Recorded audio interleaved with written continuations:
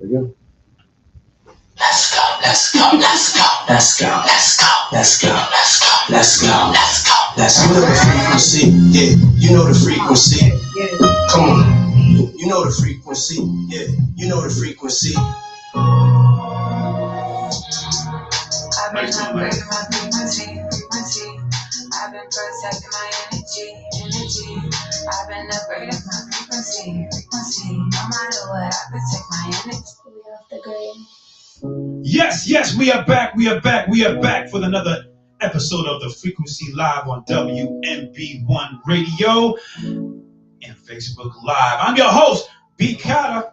Double D, Derek Demers. It's me, Jasmine. And we got a special guest host. Who do we have here? Charlie P. Yes, Charlie P of WMB1 Radio, the Charlie Podcast. I'm losing my breath saying it. Really Charlie Podcast. Welcome, Charlie. Thank you. Glad to be here. Like always. I'm an aggressive individual. Apparently so. No, they like that aggressiveness.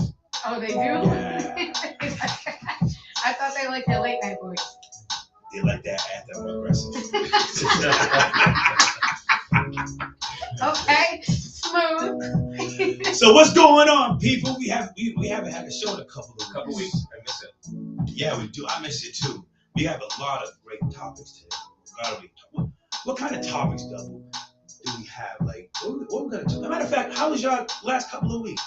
It was good. You know, can I give a shout out to my daughter? No. Yeah. Turned 21 today. My Hey. 21. My Oh. baby girl is 21. Yeah, I remember I was 21 a couple of years ago. It's Yeah. like, yo, I'm not Awesome. Happy birthday. Yeah, so excited. Rachel, happy birthday, honey. Happy birthday, that's a honey. good dad. Yeah, You're a good dad. I appreciate that. Yeah. You enjoy your children. I do. You should enjoy your children. I think everybody should. Is it normal to me? What you get for Father's Day? Me? Yeah, from her. My kids got me these two shirts from Johnson and Murphy. Yeah. My favorite store. And Johnson then and we went Murphy. to, Hold up. Johnson and Murphy. What's Johnson and Murphy? It's a good, it's next door. I like Okay, all right. all these shirts. And then we went to the Black Wheel for dinner. Okay. And they pay you. They paid. They paid? Yeah. Hey! I mean, they love their dad. yeah. Like I went to the bathroom and I guess my daughter paid at that time because I was waiting for her to come around. Like I wouldn't have paid anyway. Yeah. I wouldn't have fought them because they're such sweet kids. Yeah. I wouldn't have fought them on it, but she paid when I went to the bathroom. It's like I would have let her pay anyway. But Yeah. She wanted to make sure yeah, she wanted to make That's sure. nice. So yeah, I had a great Father's Day. Yeah. It was good. that's awesome. Yeah, we didn't end up doing a show on Father's Day, but No. you know, we had some stuff going on. But it's a good day. Definitely a good day. how was your Father's Day? Great. It was great. Really. Whoa. Hey, whoa. Chill Don't out. woo. Whoa. Find a producer. Yeah. So I try to put it on now? That producer's fumbling the bag. All right, yeah, good. All right, there we I go. had you up too loud. So yours was great. How was Yeah. yours? Charlie, you don't get it, man. Fire. You come in and disrupt the whole game. Why is he talking like a late Yo. night, like love No, there's no song? Diddy on this show. Yeah, no, but, yeah, we could do this. There's no Diddy on this show. So what you saying, Charlie? Well, yeah, my Father's Day is always good. They take care of me really, really well. You know, so Nice. That's awesome. even Ed's kids send me stuff, you know. Hey, got bonus kids sending him stuff. What are you trying to say? Tyler. Yeah. My son, his son. Oh! We'll talk about that off air. Yeah. So Sound personal. yeah. So we had a good day today. Excellent. Yeah. I ended up going Yeah. to Plymouth, Cabin on the Wharf. It was like a reggae brunch over there. Oh, nice. It was nice. Reggae brunch. That sounds interesting. Me and Frank, I was looking for some dude. He hit me up and he was like, "Yo, you want to go?" I was like, "Let's go out that way." Yeah. You know, I bought myself a new Jeep truck. You know, so we did the top off. That was a good answer because I was thinking you know, say something. Yeah. I know. Wait. 'Cause you- That's brand new. Mhm. That's nice. Yeah, it is. Like it. Thank you. You know, I treated myself. I worked too hard to not have nothing, so I wanted to have something. Good for you. So yeah, I'm enjoying it. I didn't think I would buy a Jeep, but He it's said, a nice I want the vehicle. top off. I want to stick my Yeah. leg out the side. That's it. What's your Easter egg on the truck? My Easter egg. What you talking about? Listen. Oh, you don't know about Easter eggs on Jeeps? No, I know about the ducks. The ducks. No. On every Jeep, they have like an animal imprinted into somewhere on there. Is it? Yeah. I didn't look. I So never heard like that. some people have a lizard, some people have a chameleon, or like some people have a spider. You gotta look around your Jeep for your. What? Yeah. Nah, he's got the R. Kelly. You remind me of. Well, you remind me of my Jeep. That is I the wanna worst. ride it. That is the worst. If somebody Something ever like said, my sound. I I swear to wanna God. pump it, babe. Come on, No. man. That's a musical genius. No. Even though he's nasty, he's a musical genius. No, if you ever say you remind me of your Jeep, I'm snuffing you. What are you talking about? I'm snuffing you. Something about you. Come on. No, we have to fight. You just told me you remind me of a damn car. No, Yo, but that's Yeah. genius, though. no. Isn't it genius? At least You say a remind me Porsche. of my Jeep. Something like my ride. No. Tell me a Maserati. Tell me a Porsche, not a fucking Jeep. Yo, they like the Jeeps. I don't know what No. Yeah, Jesus. Good it is. choice. Good choice. Yeah, Good Jeeps are nice. Jeeps choice. are nice. Jeeps are Something rough. like my sound. I wanna bump it. Yeah. Yeah, sounds like it. Go Yeah. ahead. Go ahead. Yo, Yo, R. Kelly's a genius. All those metaphors. somebody said you're a spirit animal. Oh my, the spirit animal on Or the Jeep. maybe R. Kelly. I don't know. No. He not Kelly, my spirit animal. Nah. Well, the metaphor is going to be next album. Yeah, next album. Yeah. So let's get into it. Let's go all the way. I was starting this show up, but let's get into it.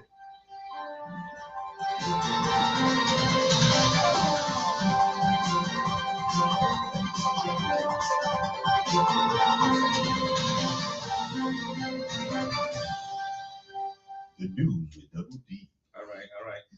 So I thought this was interesting. Just a couple of days ago, Louisiana governor signs a bill requiring the 10 Commandments to be posted in all public schools from K to college, universities. I love it. I love it too. Listen, I love it. And if you don't believe in it, just don't look at it. Don't look at it. The thing is, everyone's offended, and we're going to start this. Now there's going to be people like pulling back against that, protesting, whatever.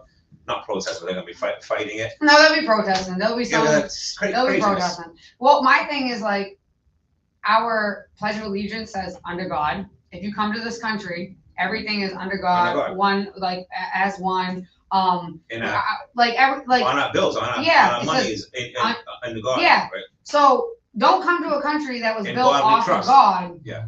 In God, In we God trust. we trust. Yeah, like. So I get kind of like the separation of Church and state. church and state. I kind of do get that a little but bit. there But they're not isn't. forcing it on you. Yeah, but they're there really isn't though, Yes. because our Constitution, everything was built okay. off of God. Like, what are we talking But they're about? not holding a class. Yeah. They talk about God and like different religions. And you have to trying believe in this. Trying to sway. No, they just post it because like today, breaking news. But I think there was a stabbing in the Dartmouth Mall Yeah. Really? Yeah. today. Wow. Yeah. I didn't know that. Blood all outside. Yes. Whatever. 2 days in a row. Yeah. Shooting yesterday.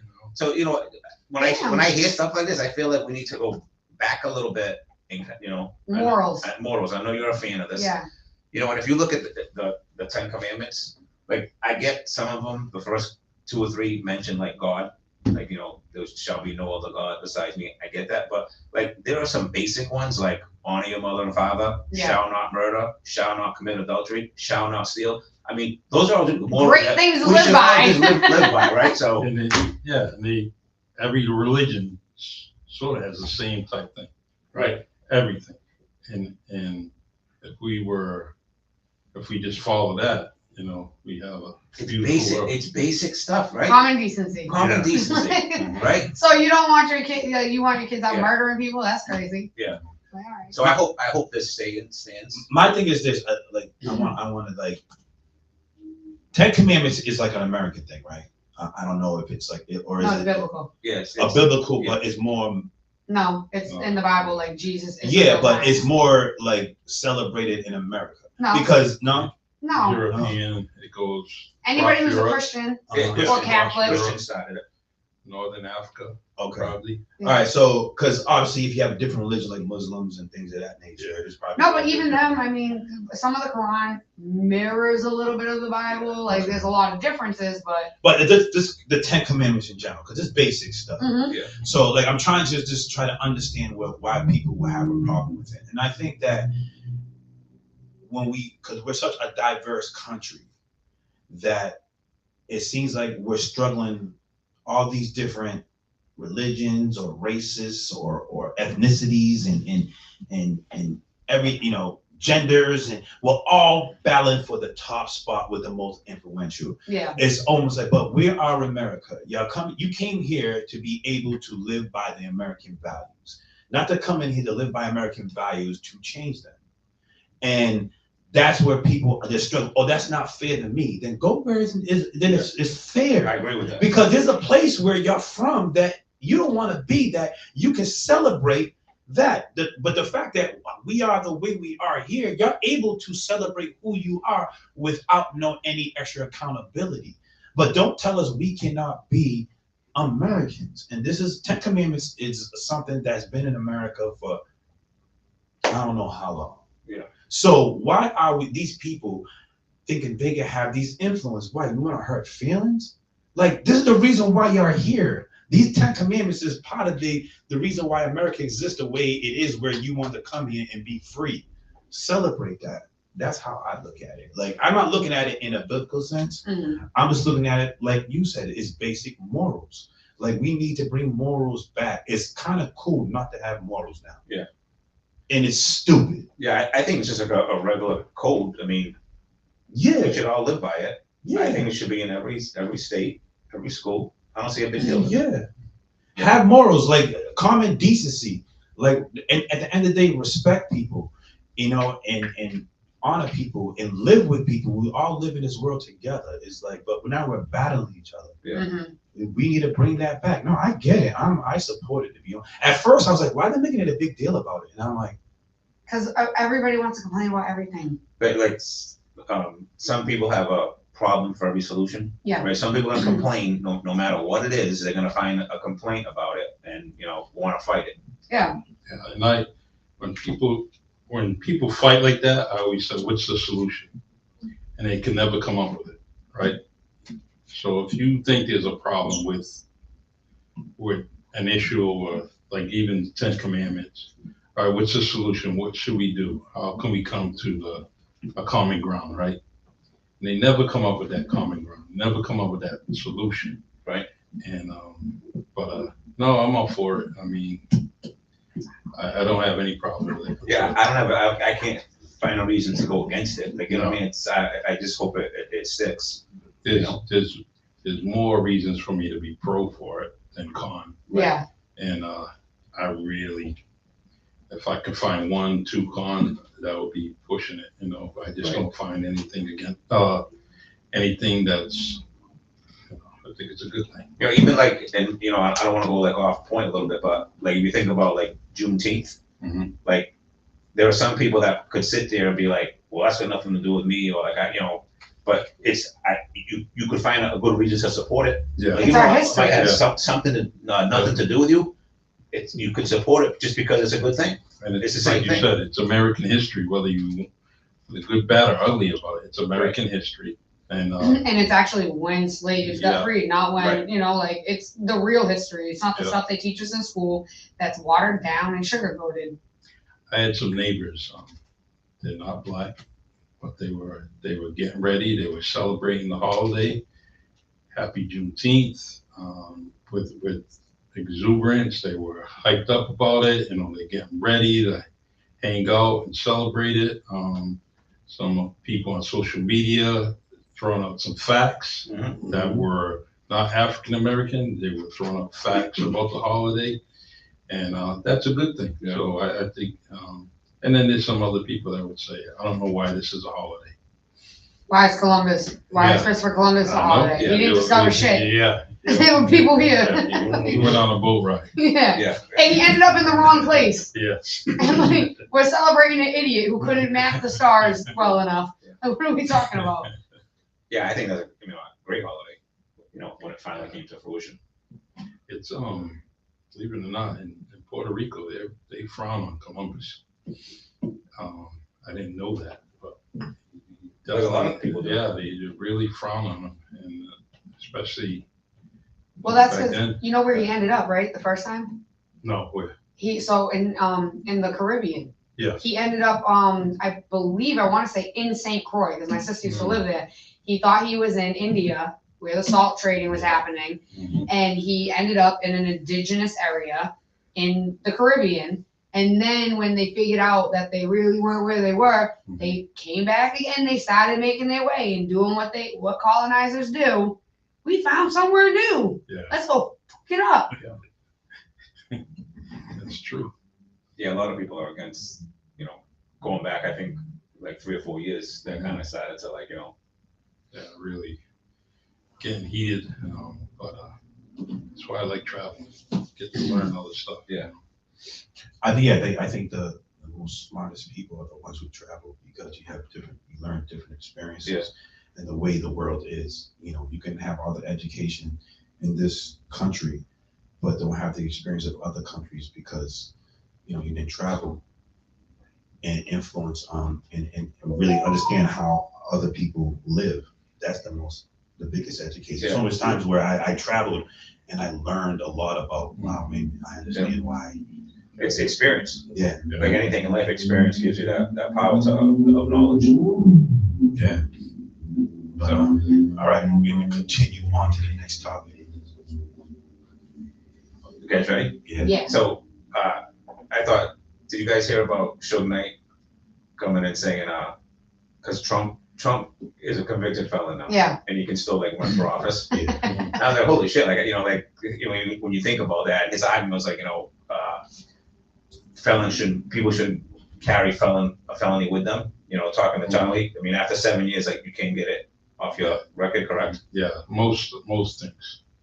But you got to go to a hearing and bringing everything forward to a judge, and then they make the decision. And most people prevail. They end up, after they maintain a good lifestyle for that period of time, judges look at it and say, all right, you've been a good person, Citizen. law-abiding citizen, so they'll seal it. But, So can I ask you, when they seal that, can you still apply for a gun, like a gun permit, or is that exclusive? you can, but because sometimes after 5 years, some felonies you're able to, it all goes back to the Second Amendment, and so there's a lot of constitutional law that apply. And it's all up to one person usually, the chief of police or the town. So if he knows you and knows what you've so done. it all depends. They make the decision. So just gotta fight it. Sometimes if you have luggage like that behind you, you need to get a lawyer to go along with you, and so you can make sure that you're presenting yourself right. Right. But yeah, I mean, I'm a gun person. Yep. I love it. I think most people should have them. Yeah. And only because it's just for protection. Yeah. I think that we should protect ourselves, and because things are getting violent. It's Yep. not like when Ed was in high school and he had pea shooters and stuff like that. Pea shooters. That's cold. Doing spit wads through a straw. Yeah. So what do you guys just, because I mentioned it, you guys okay with Trump being able to run for president with a felony conviction? I realize that America does what America wants, whether or not we want to be delusional and be like, there's rules. No, there's rules for us. Yeah. There's not rules for the elite. They Yeah. kind of just get away and do whatever they want. And you know what? I don't think that's fair, man. I don't, Yeah. because to even work in the West Wing, you can't have a record, but the president can. Yeah. So I'm in agreement. I'm in That's agreement. crazy. I'm in agreement with you. We all try to get our friends jobs at our work of, employment, right? And they were denied based on their record. Yeah. And they were a good person, but no. And they had far less than Yeah. What Donald Trump has. So, 34. yeah, so I don't think he should. And, there's a backstory of, it's all political and blah, blah, blah. But I just think anyone with a felony should be running our country, especially He was convicted with all by the access that they have, all the Yeah. power they have. I mean, again, like because the only reason I'm saying it, if he was convicted by say like a single judge or something like that, okay, it's an argument. You're convicted by your peers of it. I don't know how it could be political when there was Republican, Democrats. It's like all these people that convicted you. You were convicted by your peers. It wasn't a political adversary says, all right, yeah, make sure he's guilty. And that, no, it went by the system, yo. And so he gets charged, he's guilty, but he's still able to run president and work in the West Wing. But a regular person who wants to work in the West Wing can't if they have a record. That's holding a double standard, in my opinion. Yeah, that is showing the unfair balance, which is I don't think is what America represents. Some people are not going to forget, right? They're not going to forget that they got denied a job in the Capitol or Pentagon based on their record. Can't you sue now? They come back and say now. Based on unemployment, but y'all open up a whole can of worms. Well, I think that's what Suge Knight was kind of going at. Yeah. Trump has this ability to do certain things. It's coming. The everyday person can't. I think he gets elected. Yeah. It's coming where people are going to sue. It's going to be a law. It's going to sue. People are not thinking about that because if he gets elected, it's coming to I'm going to sue the country. And who's paying for it? Us. Yeah. Us taxpayers. Yeah, but like to Suge's point, like, and listen, I'll say like I'm glad Trump's running for president. I'm going to vote for him. Mm-hmm. I ain't got no problem saying that, but I don't believe that he should run for president being with a felony conviction. I get it, right? But why can't you shouldn't be able to run for city council in New Bedford? You shouldn't be able to, Yeah, there should be requirements. Yeah, it should. I totally agree. It just holds a different standard for certain types of people, which is the detriment of our country. We are idolizing and pedestalizing. Putting people on a pedestal who have money, celebrity, and status, and we supposed to be all equal under the law, and we're not. And that's what's flawed in our system. That's why we have a lot of flawed systems. Mm-hmm. We have a flawed immigration system. We have a flawed criminal justice system. We have a flawed prison system. We have a flawed educational system. In this situation with Trump, is just another representation of that. Yeah. No, I agree with you. So I feel like can I just add, because you mentioned this, I really feel like we need more jails. We need to hold people accountable so they can try to learn, and then while they're in there, rehabilitate them to come out. Jails need to be what they're supposed to be, is a correctional facilities. They're not correctional facilities. Don't call them correctional facilities when you're not correcting anything. Right. A lot of people go in those facilities and come out worse than what they went in, because that's a lifestyle. And I haven't been in jail, but I know a lot of people have been in there. And Charlie, you could probably attest it. It's a lifestyle. Yeah, because they've been there so much, they know how to survive between those walls. There's a certain place where if you're talking to somebody, you gotta make sure nobody's behind you. Yeah. You're back to them. And when they come out, the people that have been in jail for a long period of time, like when they're talking to people for a man long, they always put their back to a wall. Even though they're safe, but that mentality, that's crazy, though. That's just crazy. It's where and again, it's a prison system, and what was wrong with the system? I keep on going to this, is money. It's it's most of them are privately owned, Yeah. and they get paid per bed per night that somebody's in that bed. That's how they make their money.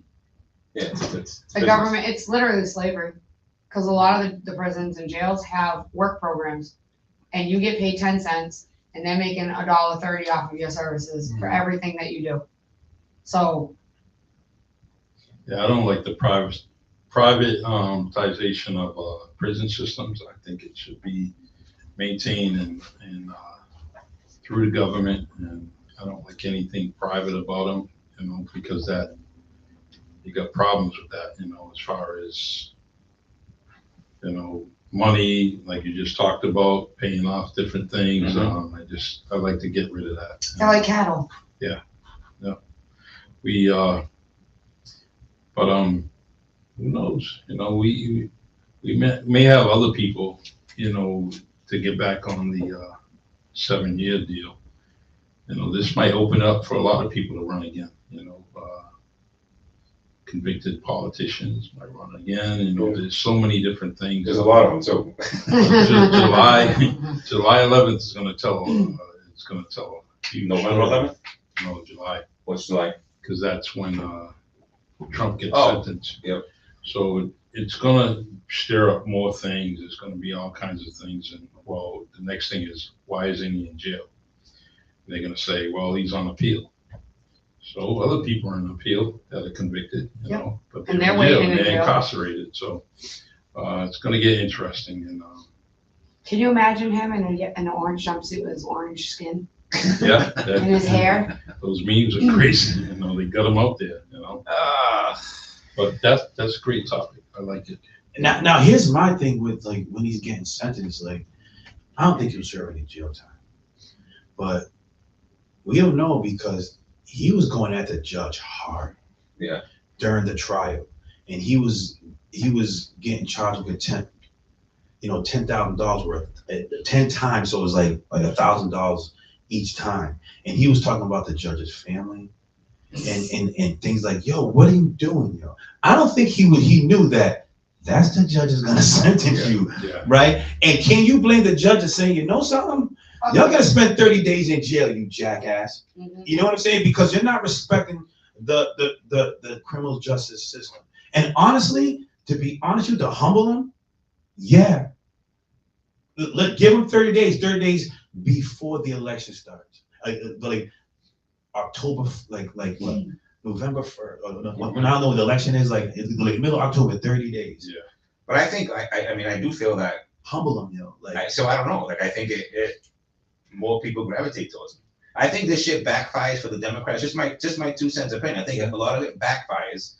They think they're like gonna, and people just like either love him more or start to realize that it's bullshit that he even went to court. The stuff that was brought against him was, not fabricated, but no one else is going through shit like this. Only because he's running for president. We've had this conversation. So I think a lot of people like realize that more, the more he gets in trouble. Well, when people, I was thinking about that because we had a discussion about that.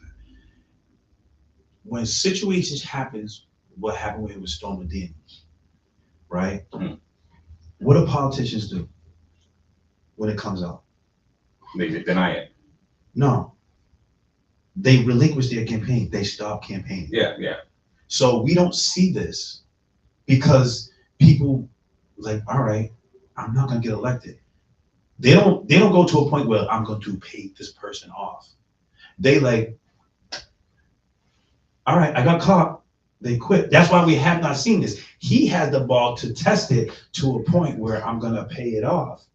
And so if people are saying he's getting away with it. I don't think it's about having the balls. I mean, the man has literally said the most heinous stuff forever. That's why he has the balls, because he just does whatever he wants. He's not held accountable. What do you even before being a politician though, like he's just like he just does heinous shit, and people are like, that's Trump. Yeah. I don't think we're ever gonna change him because he was his dad's favorite son and got everything that he wished for and wanted. So he's grown and came accustomed to everything was yes. There was never a no situation with him when it came as far as him growing up, being raised that way. Dad gave him everything. So even as an adult, he's not used to anybody telling him no. And if they are, he's going to figure it out. He's arrogant. Yeah. Well, you're going to tell me no? All right, I'm going to buy the whole city block. Right. This He's is arrogant my because problem. he knows he can do it. So it's going to be an interesting book at the end. Yeah, sadly, I feel like all this bullshit just takes away from like the American people. Like we got to like listen to this. we're paying for this, like just money and everything else. It's just a waste. That's why I wish Republicans just pick a different candidate. It's not about you, Republican, or Democrat. It's him, Yeah. and that's where he just like dirty in the water, yo. Like, and that's what I don't like about him. Is not even about he's a Republican or whatever. It's the fact that like you're dirty in the water, and you're bringing out the ugly in America. I don't want a leader that's gonna bring out the ugly. It's been ugly because of Trump. That's what it. But he brought out a lot of ugly in America, like to the forefront. Like a lot of the shit that was going on, he kind of like brought up, and people Like like, oh what? shit. Like, Let me think. There's a bunch of stuff. The word I'm looking for, like the bullshit that goes on behind the scenes. He brought a lot of it up, like the corruption, But that's corporations. That's with the money, not the politicians. You're going after the politicians. It's the corporations. That's not going to change when it comes to him. And I always say, eliminate the money, and we'll see what morals these politicians have. But it's the money. It's the corporation. Why are corporations allowed? Again, our political system is messed up. Because I don't think corporations should be in our political system. They shouldn't have no influence whatsoever. But they do. That's why most politicians, when they leave office, they're millionaires. Yeah. Why? They ain't getting paid that much. Well, they get paid for the rest of their life too. They're millionaires right now, right? Yeah. In office. Because they're in office. Why do you think they want to stay in office? Right. You're making my point though. This is some of the stuff that he brings up. Like Trump didn't get paid when he was in office. Like he didn't run for president for the money. He just ran for president because he thought he could make the country better.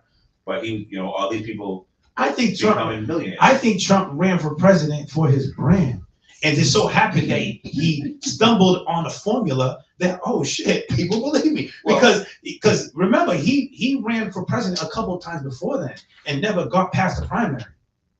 And all of a sudden, he just stumbled over like, oh shit, I'm gonna say this shit and it's gonna work. Oh, you guys are gonna follow me.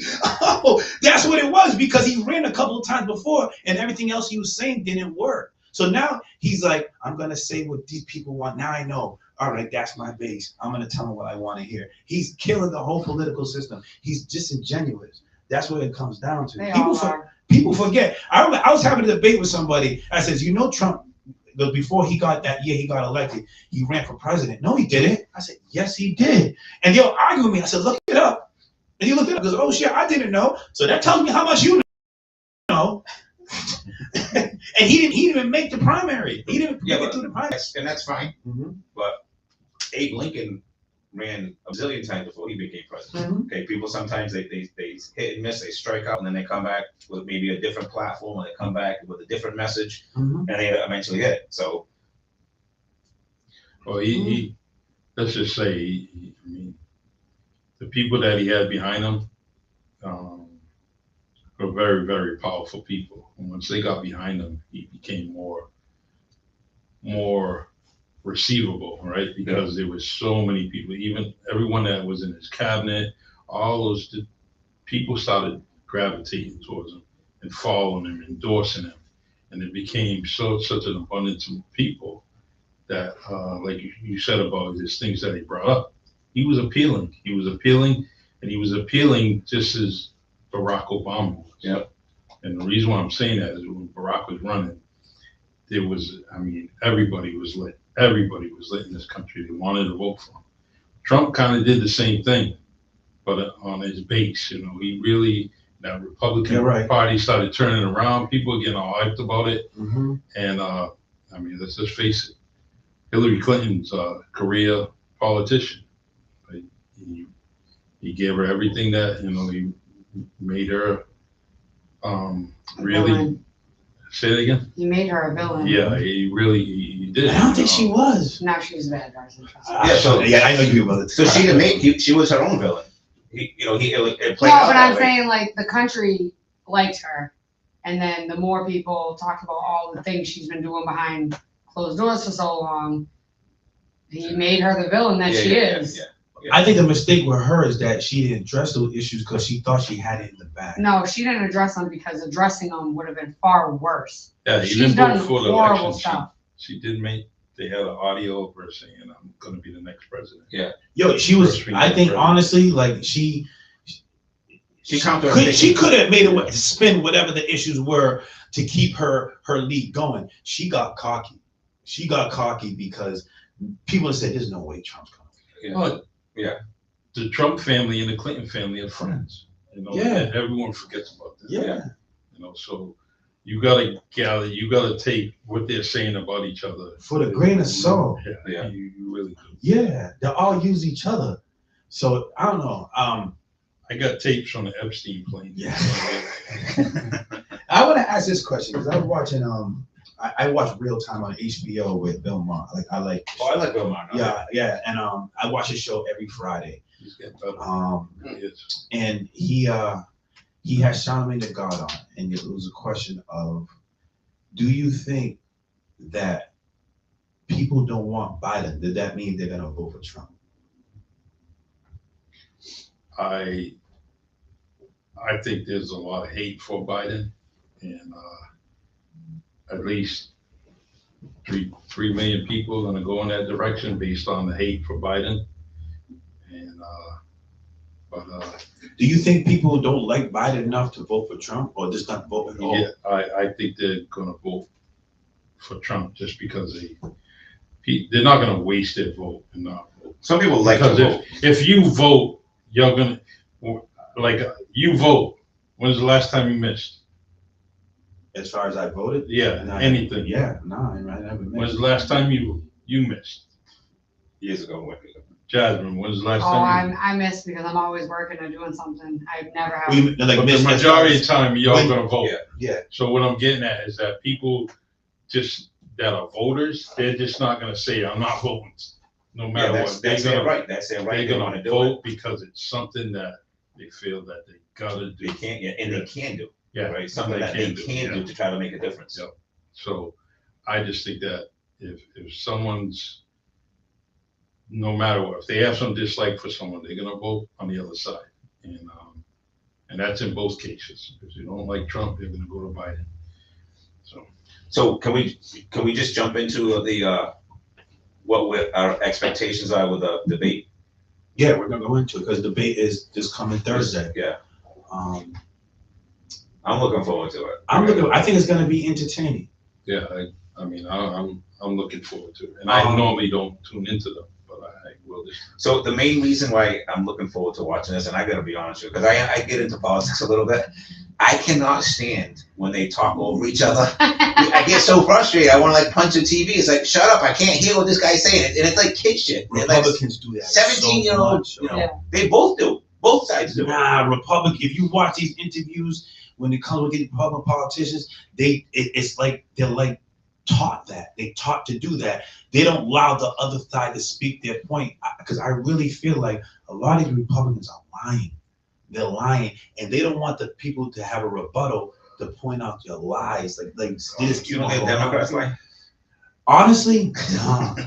Oh, you are diehard Dem. That's crazy. No, like when They it all comes. lie. No, they all lie. It's everything you hear they promise. What have they delivered? Yeah. Nothing. But that's That's a basic. lie. No, that's a lie. That's basic politics. No, that's still lying. They're still lying. If they're trying to say we're gonna do this, but there's a system you have to go to do it, they can try to do it and it doesn't deliver. But they Didn't don't even mean- try to do it. That's the point I I'm don't making. like. They make a lot of promises and don't.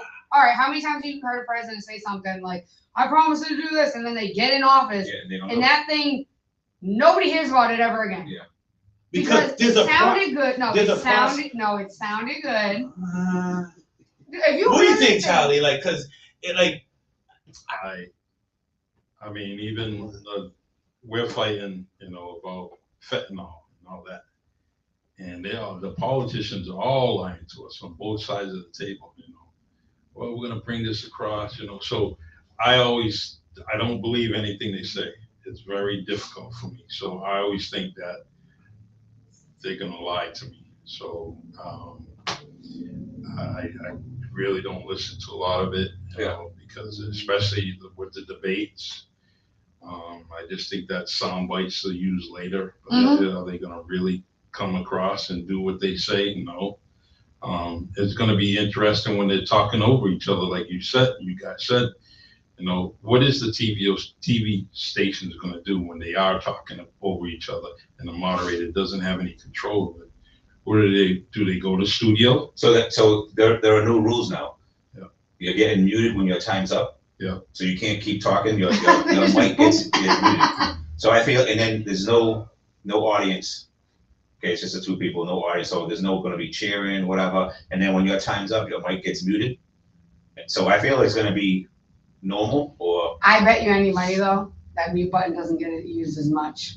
I have a feeling yeah. for certain people. Hey, I got enough confidence that Trump will go on the other side of the stage And say it what on he there. has to. Yeah. Hey, he might. Let me borrow your mic real quick. So hey, can I add? You brought up a couple of points. I do feel when people vote, you said people love to use their vote. I get it because I do too. But I think sometimes people vote for it could be like one thing. Yeah. It could be like immigration, or like if someone say a school teacher, and it could depend, even like a local election, say they might vote for a certain person based on one topic because it really hits them hard. You know what I'm saying? So I feel like that way with this election. And I tell you, because you brought up fentanyl, I watch your shows and I'm getting educated on it. All that shit's largely coming across the border. Yeah. That's a reason that people would vote for Trump to shut the border down. Mm-hmm. You know what I'm saying? So yeah. People vote, they don't always vote because, I like Trump or he's a great guy. They could think he's an asshole, but they might give him a vote because you know what? God damn it, he is going to close that border down like he did last time, or attempted to do so. And I understand that, and I really do, and I support that, and I'm for it. The only thing is that they could have stopped all this a year ago. And and they just wouldn't vote on it or voted against it. Trump told them And not that's the to. thing is that why did you delay it? So all the different, especially with fentanyl, 300 people dying a day. That's not important. The way Can I answer that? Yeah. Can I answer that? Because I do get frustrated with this. This not the conversation, or certainly not you, but I get frustrated with this when that argument comes up because close the border. Yeah. On the first day, you open the border. Yeah. Just because you were president, you took a pen, border's open. Mm-hmm. You could have taken that same pen, we're shutting the border down because 300 people are dying a day from fentanyl. Why do we need to vote on, wait a minute, I want to close the border, but we need, $200 billion or $20 billion to go to Ukraine at the same time. That's bullshit. So I get it. The Republicans being like, that's bullshit. When we've given enough, whatever the reason is. Where does fentanyl come from? It's from China to Mexico and then pushed all over the country and all over the world. So it's not made within the country? Once it gets here, like the tablets, the pills that are out there, Yeah. You can make 90,000 pills in 1 hour just off a machine that you. And what's killing the people is YouTube. not the fentanyl, it's the stuff they're cutting it with, like the local drug dealers, there's a synthetic version of it. Yeah. That is what's because when you go to the hospital, right? When I got injured, they gave me I don't remember what the measurements was called, but they were like, we're gonna give you 60 of fentanyl, we're gonna give you another 50 of it. I don't do fentanyl, I don't do drugs, I didn't overdose because it's a different version of the drug. The stuff on the street is dangerous because they're cutting it to make it last and expand it, and that is the thing that when they talk about somebody touching it and then having it. It's not it's the thing they're cutting it with that's dangerous that is causing that reaction in the body. Is fentanyl like painkillers? Yeah, that's exactly what it is. It's like 100 times stronger than morphine. So, anybody see that movie that was inspired by real life events? The pill one about the little blue pill. Everybody was like they were having the parties for the pill, and the girls were going out and telling the doctors to push it. Yeah, to push it. It was almost like Eli Yeah. I forget the name of it. I forget the name of it. And it's actually there was illegal one guy that was pushing it, the company where he was a multi-billionaire. Yeah. Right. And this is what I'm saying. You always with the money. It's like big farmers making a lot of money. Yes. That's again, but that's again, a capitalistic system that is flawed. You know what I'm saying? You see these different systems, Damn. and this guy. Hey, Sterling, if you're watching, Sterling Sounds, chill out, man. get You know a light. show. No, I'm kidding. But yeah, with just that in general, like we're not attacking these systems that these people who have money have control over. Yep. That's dirtying our country in every possible aspect. I was watching The Big Short.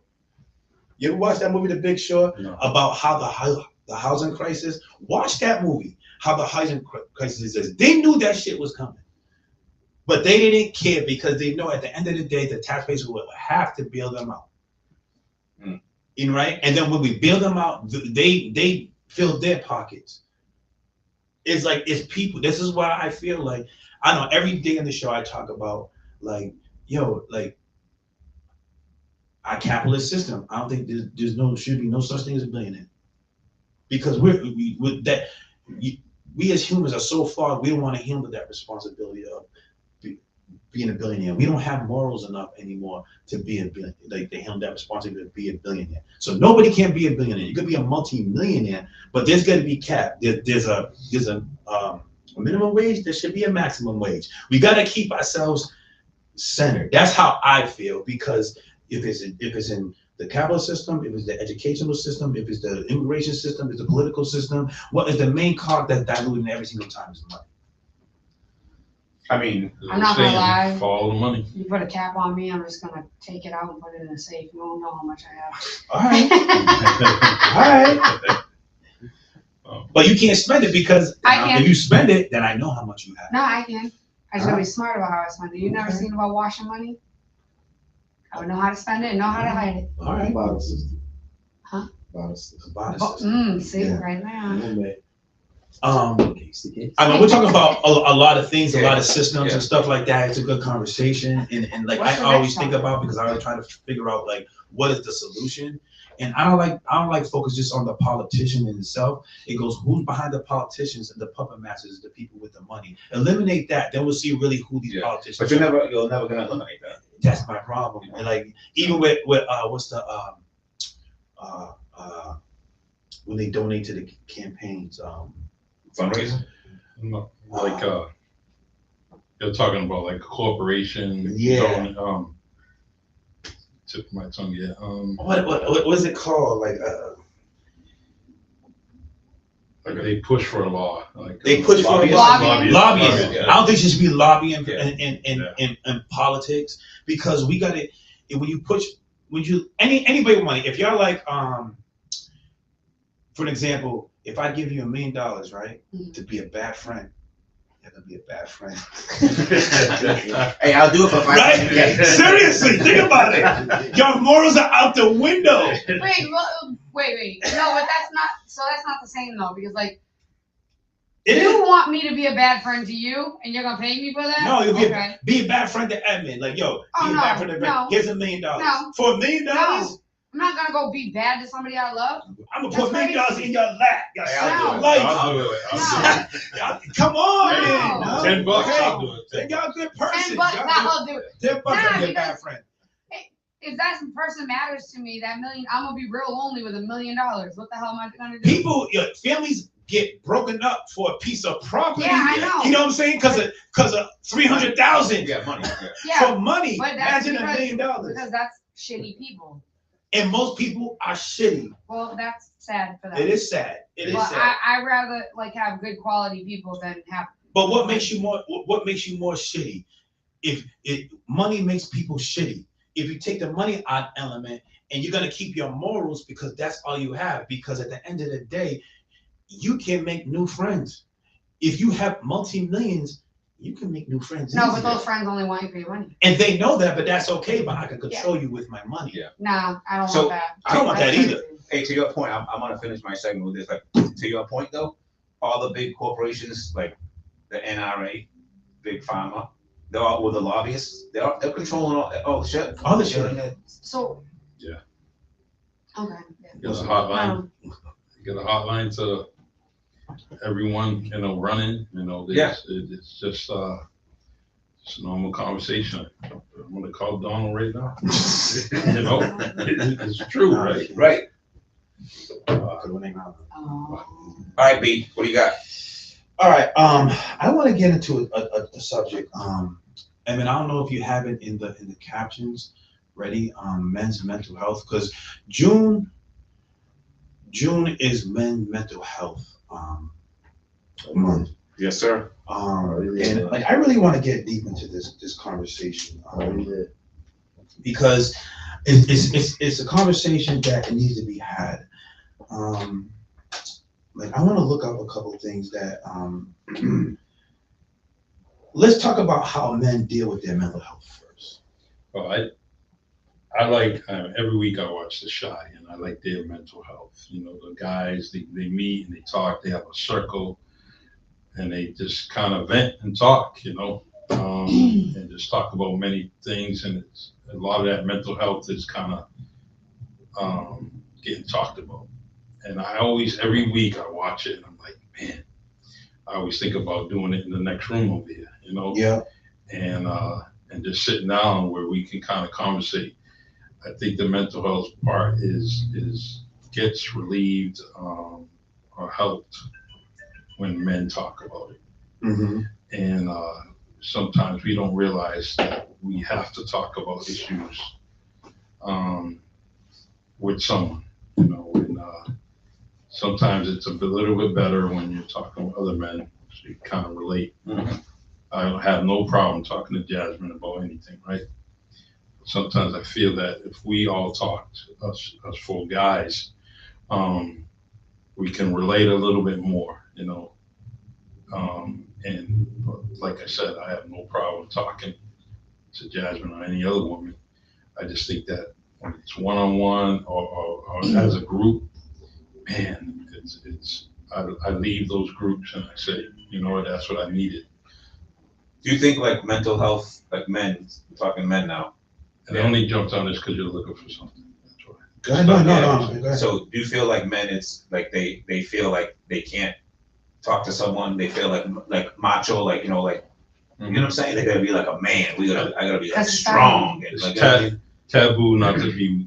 It's taboo to if you show weakness, right? Yeah. Right. And so. Or show vulnerability. Yeah. And and that's what men like. It's not masculine. Where if you're talking about your feelings or It's how you actually feel. masculine. But It is. y'all yeah, y'all in the minority as a woman that honestly thinks that.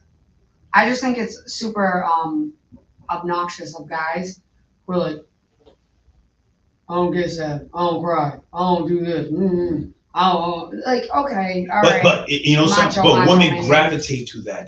They're like, I gravitate that he's so strong. Where if a It's man not says strong, like, you're an idiot.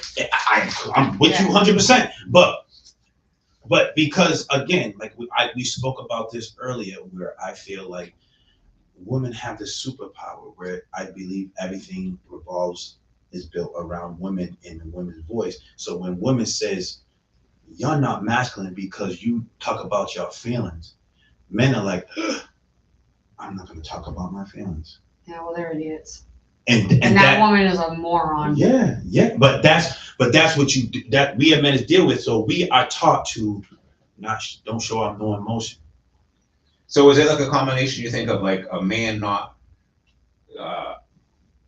talking about it, and then potentially like women maybe not like asking about it, like, hey, what's wrong with what's going on with you, like you know what I mean? And so they don't have that opportunity potentially to like speak about it because they're not asked about it or they're not feeling comfortable saying it on their own. Does that make sense? Mm. Yeah. I think, I think most women want to hear what a man has to say. Yeah. When it's that one-on-one conversation, and I think it's more appealing to her to hear someone truly come out with something that is going on. Well, let's try to work this out. Let's try to fix it. Because women are fixers most of the time, and they're trying to fix their man or their brother or their son, So.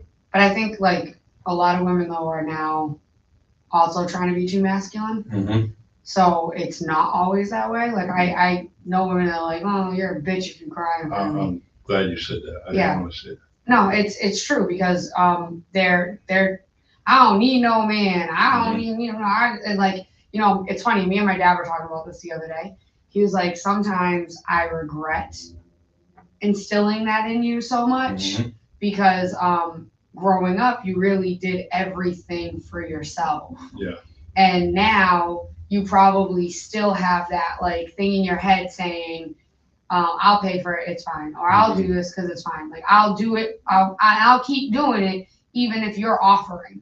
Yeah. I can't accept that. And and I said, yeah, thanks. Look where you got me. I'm over here like just out here being the man all the time, and it doesn't all. And not. A lot of guys tell me like I make them feel inferior or like they're not masculine, and it's like I'm not trying to do that. No. I have been paying for myself since I was 14. My own car, my car insurance, my phones. I had a horse my parents didn't know about. I was boarding a horse at 16 years old on my own, $350 a month on top of all my other bills. My parents didn't pay for clothes. They didn't pay for nothing, food. Like I bought everything myself. So now being 14 till 33, always paying for myself, like it's very hard to accept somebody else to come in and want to take care of me because I've never had to depend on nobody else. Oh, stay that way, and I'm only saying stay that way is because tomorrow isn't promised. Yeah. And so relationships are not promised either. So one day from the next, you never know. You're dependent on somebody, and then all of a sudden, boom, that's gone. Yeah. So keep doing what you're doing, maintain it, and as a friend, I'm telling you that that's good for you. It's not bad for the way you're thinking, the way you're doing things, because, like I said, tomorrow isn't promised, and support isn't promised either. So, no. I agree. Like my daughter, I want her to be independent and be able to take care of herself, provide for herself, because you never, right? Mhm. You never know. Yep. My only problem with it is like it's just being a woman that's had a couple failed relationships and stuff, right? When you're so independent, you don't necessarily pick men who can step up to the plate. So really sit and think about what I'm saying, right? Yeah. I'm so independent that I'm not looking for a man to provide. Right. And but on the other side is I am very like traditional. I think men should be leaders. Now, being a good leader doesn't mean tell me what to do and boss me around. Yeah. Being a good leader is understanding that your ideas aren't always the best. And if I'm going to take the lead on something, sometimes being a leader is supporting the person that's taking the lead. A good leader can play all the roles. Yeah. And as a woman, I'm supposed to be the nurturer and I got your back. So while you're moving this way, I'm following, but I'm looking behind us watching our back. So like as a woman, it's nice that I'm independent and I can provide and I've made certain moves for myself, but it doesn't translate in a good way sometimes where I'm not looking for a man to maybe step up and be a man in my life. I'm like, oh, well, I love him because I love him. And it's like, love isn't enough to make a relationship last. Love is great, but tomorrow I could be really mad at you and hate you. I have to choose to continue to love you. And if love is a choice. Yeah, love is a choice. Lust is a feeling, love is a choice. And if I'm so independent and I'm not seeing that you're not stepping up, it's like I'm ignoring red flags. Right? I'm just constantly going through life, like, oh, I got it. But after a while, I'm like, damn, I don't want to have it right now. Like, I want to be able to be like feminine, and I can't. And now you're mad at me because I'm not feminine. I feel like I'm talking over you, and you feel like I'm running things. And well, because I got to. Yeah. But that falls back on me. I'm not picking men to lead. I'm picking somebody to just hang out with, essentially. So you're saying that you don't need a man to provide, or not even necessarily like, but so in your like I'm learning this. It's like in every woman, there's a different perspective of what a woman views of what's a man. Well, that's like you, right? Every woman is different to you. You're not going to date every woman, right? You have a preference. For me, I would really like enjoy somebody who, knows God and can lead from that point of view. You don't got to be perfect. You don't got to know every Bible verse, like from the off the top of your head. But I would like for you to have a grounding in it. So when we're building from a foundation that's solid and we can move forward because we have the same ideologies. I don't want to be a woman who's always like, oh, I guess I gotta go bust my ass all the time because, well, if I don't, who says he can step up? I want to know you can step up. I don't need you to support me, but I want to know that if we're building, it's not really me dragging you along for the ride. Like you're walking. But some women, equal. and if you could look at the choices of men, they'll rather drag the man, What? But they get this feeling. Yeah. You know what I'm saying? They're given this feeling, that it's Because good. It's like, oh, he just listens to me and he just allows me to do what I want and he talks to me so gentle. those women aren't. But and those this and women that. aren't looking. But for then he a cannot support relationship. you. He cannot provide for you. He cannot protect you. Like because those women aren't really looking for what you're looking for. That's what I'm trying to like. So like you need to like when you're. I'm a big advocate. Like if I'm gonna talk to somebody, I'm asking you really hard questions off rip. Like I don't care if it scares you away. You're not a strong man for me. Yeah. Like I want to know, what do you do for work and how much do you make? Because I know how much I make, and I don't want to date somebody who makes less than me. Because what if I like? And for a while I thought thinking like this was wrong. Yeah. I don't want to date you for your money. Let me put that out there. I don't want to date somebody for their money, but I also don't want you to drag me down. So if I'm out here buying real estate, I want to go on trips, I want to do this, I want to do that, and you're just like, I'm cool with being a pizza driver. Yeah. So you have no ambition. Mm-hmm. So yeah, what do you do for work? How much do you make? Do you have a lot of debt? Because hey, if we get married, now your debt becomes my debt, and now what? Creditors want a piece of the money I worked hard for. I got a kid. You can't take from me. That's crazy. Now my kid's suffering because you made bad life choices, and I got to come up with that. That's what I'm saying. Feelings that don't pay the bills. Yeah, but that's why you need to when you're date. All right, so when you go on a date with a woman, Yeah. she's not asking you these questions. Thank her for her time at the end of the day, and don't go back. I will not even commit to a woman that doesn't. If I feel I can't build with, like, I'm not the type of man to. I don't know how we got in this conversation with mental health. Though. Yeah. No, because this is part of mental health. But like it's like I'm not looking for a woman to cook and clean. That's not me. Like we'll learn to share the duties and everything like that. Because at the end of the day, the way the world is, you need a 2-income household to even have a very comfortable life. Yeah.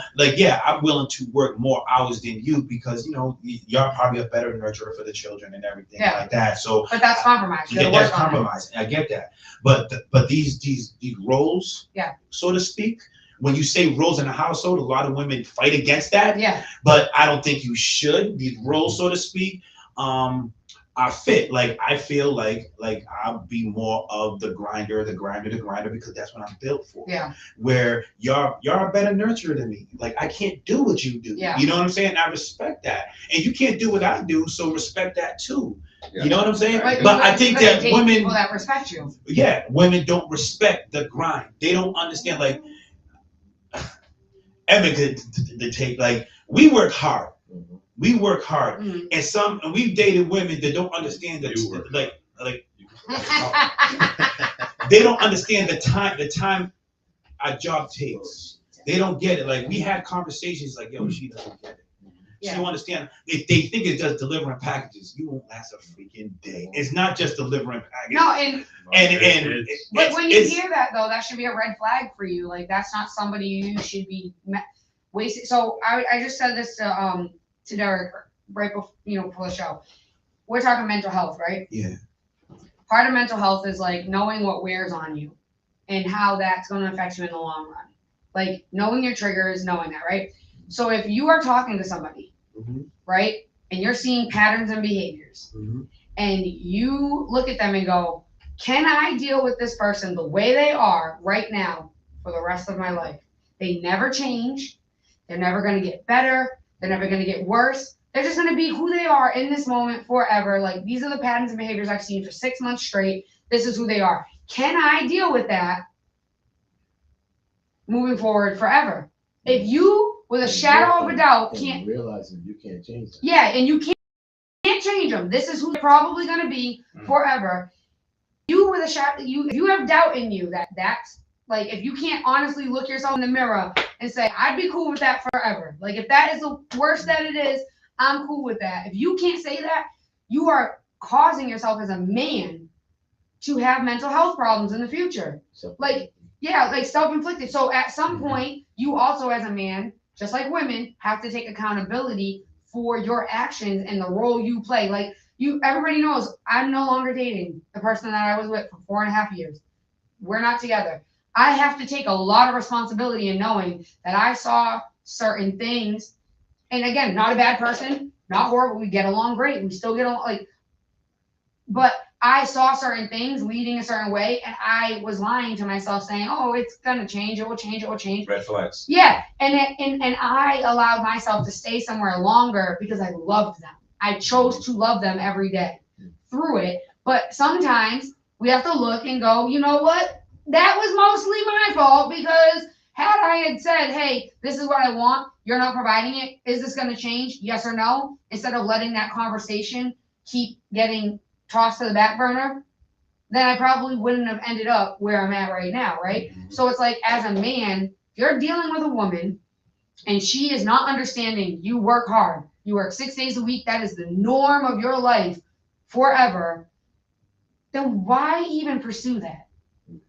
Like, why pursue it? It does not make sense.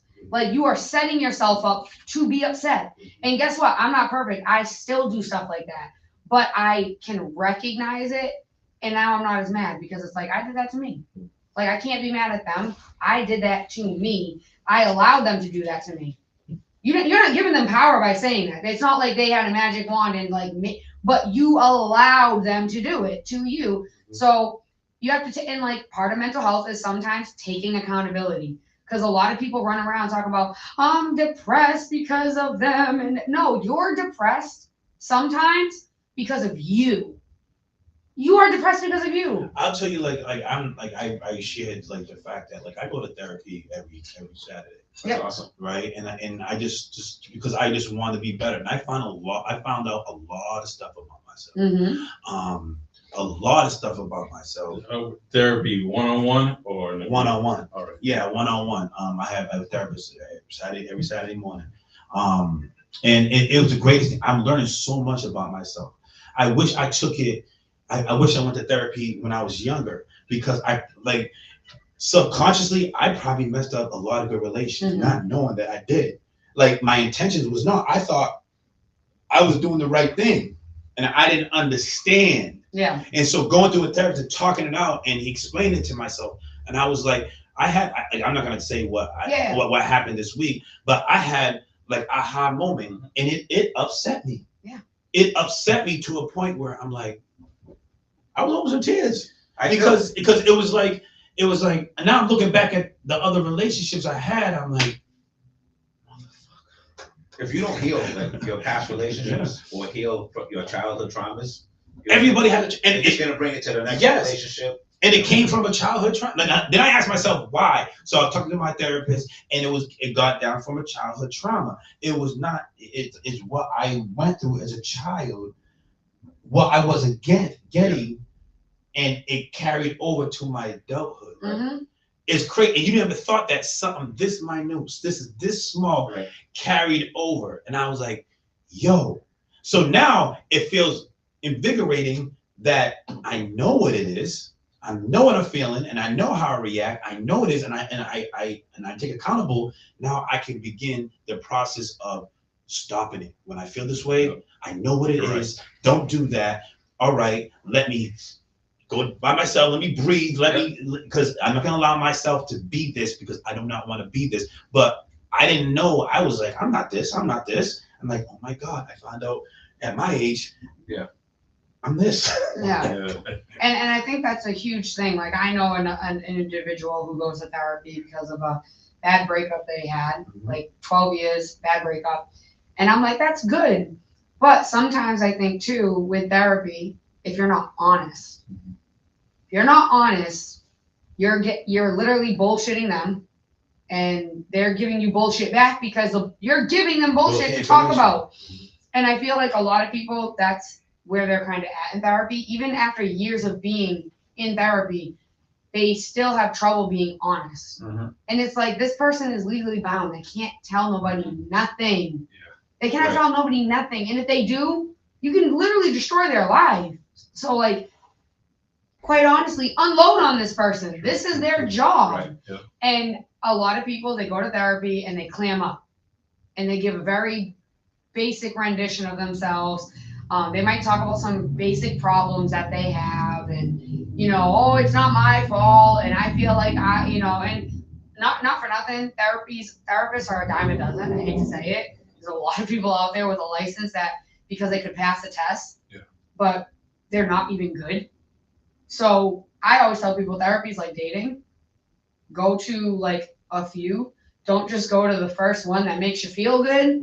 Because there are people out there who have licenses that will just yes you to death. Yeah, you're not wrong. And I've said this to a friend. I said, are you sure that your therapy is working? And they're like, why? I'm like, well, you said that you saw this person when you were younger. You stopped therapy for a while. And now as an adult, you're back with that person. And I sometimes feel like being with the same person for too long is also detrimental because this person now knows you so well. It's hard to not blur the lines of patient and friend. I think sometimes after a while, you should maybe like see somebody else once a month to just get a different perspective. Yeah, and that's a long period of time. So like you might have your therapist for like 6 years, right? After a while, after seeing somebody for 6 years, once a week, that's a relationship. Like we are idiots if we think that a therapist and an untrained person can forever not become friends somehow. He or she's human. You get attached to people regardless of whatever. Like even if it's a small attachment, you get attached. So mental health wise, I think it's always good to like maybe once in a while, once a month, check in with somebody else because here's the thing, maybe you start seeing that other person has a better perspective for where you're at in life now. And the old person kind of needs to get left, and then you can switch. It's an easy transition. But I feel like it takes a while to develop that relationship. For a therapist to really get to know someone. Like if you watch the movie Good Will Hunting, which is one of my favorite movies of all time. But like he spoke to that guy for a long time. And they built that relationship, and he was able to get through to him. To bring his feelings out or his and because this happens in real life, like someone that was either abandoned when they were either both one or two parents, maybe someone was abused. You take that shit into your adult life, into your relationships, and so you need to like definitely like talk. I just think that sometimes like seeing somebody for 15 years straight. I want to give a stat. What? So we have advanced mental health. So we need to understand like what men really go through. Like a female suicide rate per 100,000 people is 5.7. In males is 22.8. That's the difference. So that's to understand what men are going through internally. It shows in that stat in itself that the suicide in men is so much higher than in females. And we have to admit the reason being is because men are not allowed in society to feel comfortable to talk about their emotions. They're actually being put down. Now that's suicide rate. What if I'm gonna kill you? I'm like, you know what I'm saying? Or I'm going to beat you up. You know what I'm saying? Or I'm gonna conflict plan on myself but not kill myself. Like let's go in those numbers because of what you're not allowing yourself to speak and talk about your feelings. You know what I'm saying? It's sometimes when you hold things in, like even if, like, say if you have a child and you're going through stress as a male, and your child's crying, and you hit your child. You know what I'm saying? And that's a mental thing, like because we know from right from wrong. You're not hit a child I'm not excusing that, don't get me wrong, but that reaction is coming from, not from you're angry at the child, is coming from something else that needs to be fixed so you don't react that way. A lot of people react in a certain way outside of suicide. It's mental issues. Yeah. You know? Yeah. And people need to understand that. It's like, and that's why when it comes to like jail, like if somebody kills somebody, I gotta find out the why, bro. And then I'm gonna deal with the why you're in jail, being held accountable of what you did. But they don't care about the why. I do feel like though, like not everybody deserves a second chance. I feel like there are people who are animals. Yeah. I hate to say Yeah. it. Yeah. Like, Yeah. and it's mental health, but unfortunately, you're an animal. Like, you belong in a cage. Yeah. And some people can't be rehabilitated. Only Jesus himself can come down and rehabilitate them. Like, Yeah. you are not real. You as a human being, there's nobody who can reach them. Like, look at the serial killers out there. Like, there ain't no way you can rehabilitate those dudes. Like, Yeah, they done. rapists, same thing. Like, Yeah, like I'm sorry, those people don't deserve second chances outside in public. Like, you rape somebody, you have zero boundaries and disregard for anybody's safety. You don't belong walking God's green earth. I don't think you should even be breathing, quite honestly, because you are violating people on a different level. But isn't that a mental issue too?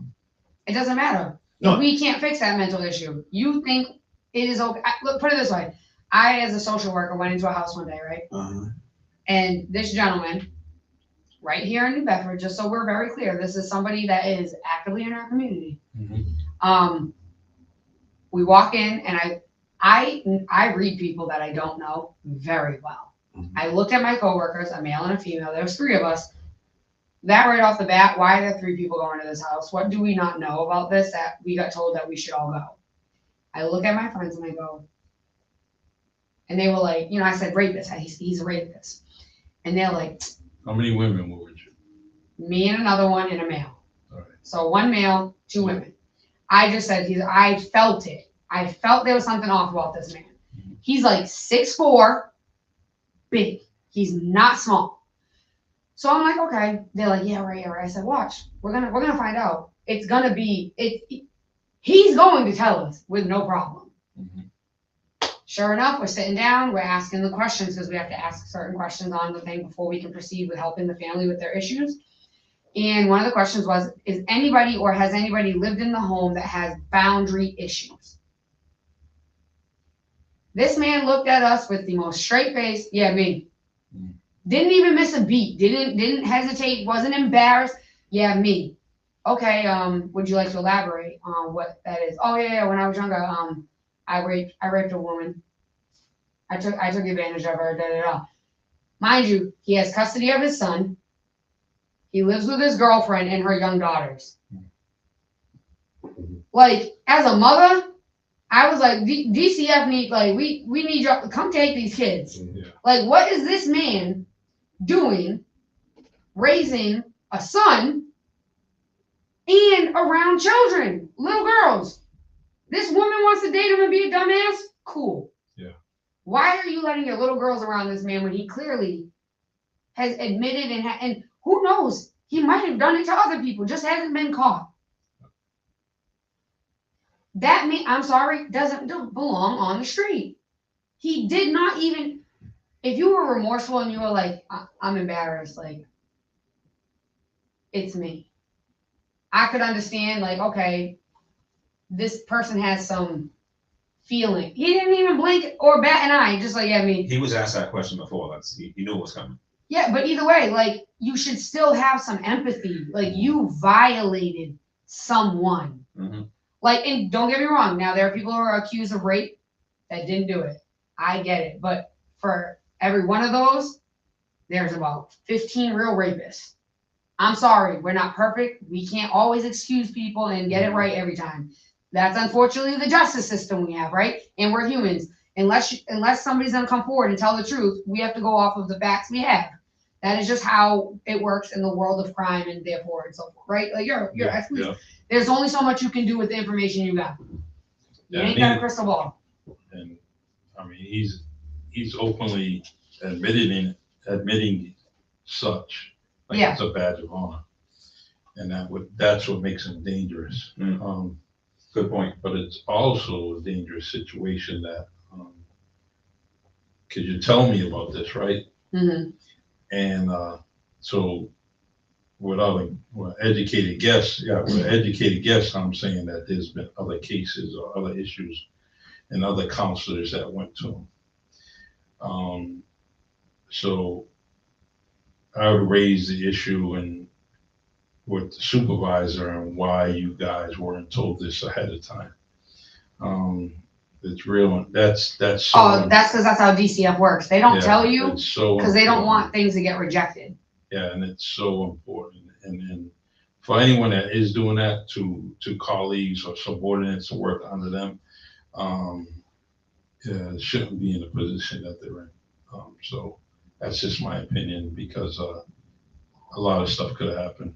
And it could have triggered trauma to you or the other girl. Yeah. Never We should have know been where your warned. past was, right? Yeah. You know, you could have a past of something, and now you're sitting front and center with someone that might have done something and similar to what you happened. Could have had a panic attack in front of this man. And triggered, and so. Yeah. I mean, but that disturbs me. We're going back to really does. mental health though. Like, okay, he clearly has something wrong with him, but that doesn't always. Mental health doesn't always excuse your actions. Like, there's a lot of people with mental health issues that are still very aware of what they're doing. Mm-hmm.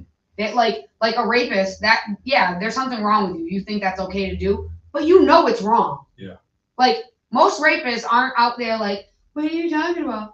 They're hiding it, right? They run away. So not every mental illness negates your actions. Like, yeah, a schizophrenic, we could probably say they really don't know what the hell's going on. Yeah. We can negate what they did. It might have been hate, it might have been crazy, and it might have been horrible, but there's a chance that they were in such a deep psychosis that they really don't know what they were doing. Doesn't mean they should be out free, but it also doesn't mean that they should be dealt with the way an animal needs to be treated, right? Like, but Pedophilia. Mm-hmm. That's a mental health, but you know it's wrong, or else you'd be out in public doing it in the open. Yeah. So just because you have something wrong with you, it's like a cancer patient going around killing people because they're upset that they're gonna die. Mm-hmm. You know it's wrong. Yeah.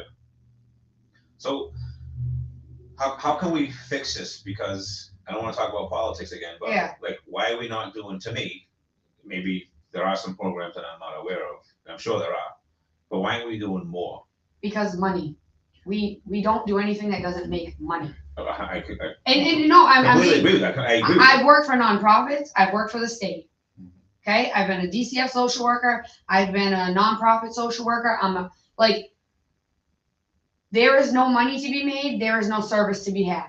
Do you know how many people have autistic children that between certain ages they can't get help because there's no programs for between this age and this age? Mm-hmm.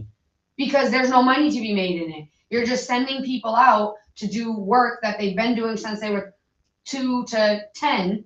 Yeah, once they're not attached to the education system or school department, then money gets lesser and lesser. Yeah, and mental health is not a concern. That you know what makes money? The pills they prescribe. 100%.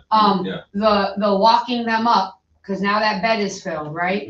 Mm-hmm. The mental institutions, right? Let me tell you something. No worse place to put somebody than in a mental institution that has mental health problems. Want to know why?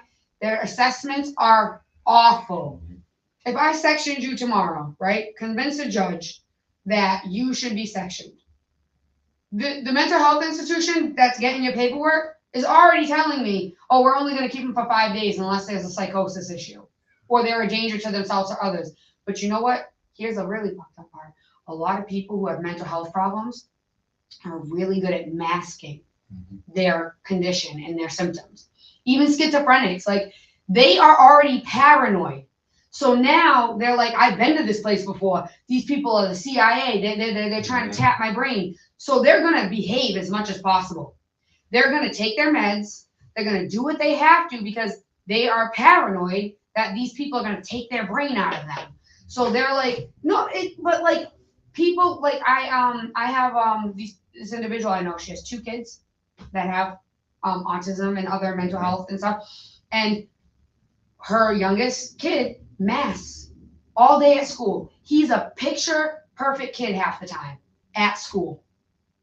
And for the longest time, she couldn't get him the help he needed or the diagnosis because nobody saw what she saw at home. Because they learn how to behave in certain situations so that they don't get in trouble. But when they're home, it's like a release. Like, this is my mom. She loves me. I can do whatever I need to do now. And until somebody sees that, they don't believe you. So you have a bunch of people out here, and men specifically, who are walking around, acting okay, masking all day long, and they're not. They're not okay. They're struggling, and then that's where the suicide comes in. I'm struggling. And here's the thing why also women are so low is because women, we think about other people. Even though we're hurting, and I'm not saying men are selfish, but we're nurturers, right? So if I kill myself, what's my kids gonna do? What's gonna happen? They're gonna not have a mother. Like, we'll suffer. Yeah. We will actively, agonizingly suffer, where a man, unfortunately, the way that you guys are wired is more on the me spectrum, and that's okay. That's how men are wired. So that thought process and that crucial moment doesn't always happen. So that's why it's a gunshot. It's lethal and deadly more times than not. It's not a let me swallow pills. Yeah, men think about like ending it. They think of like, if I end it, people will be better off. Yeah, they'll be better off. Women, if they do it, they won't be better off. Yeah. You know what I'm saying? Because who's just gonna take care of that? Yeah. And that's the difference between men and women. Like, I was looking at a statistic, I just lost it too.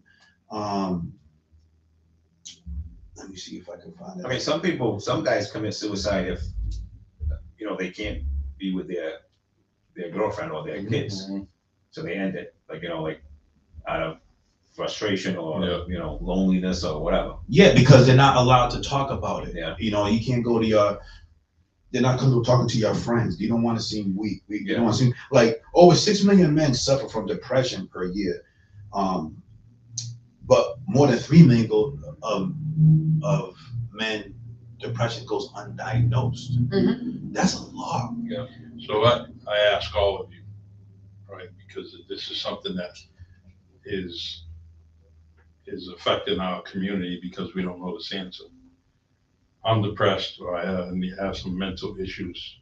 Where do you send me? I mean, I'd say the hospital. Where do you send me? You can go to Seven Hills. You can go to Children and Families. They actually have a walk-in clinic right in Children and Families.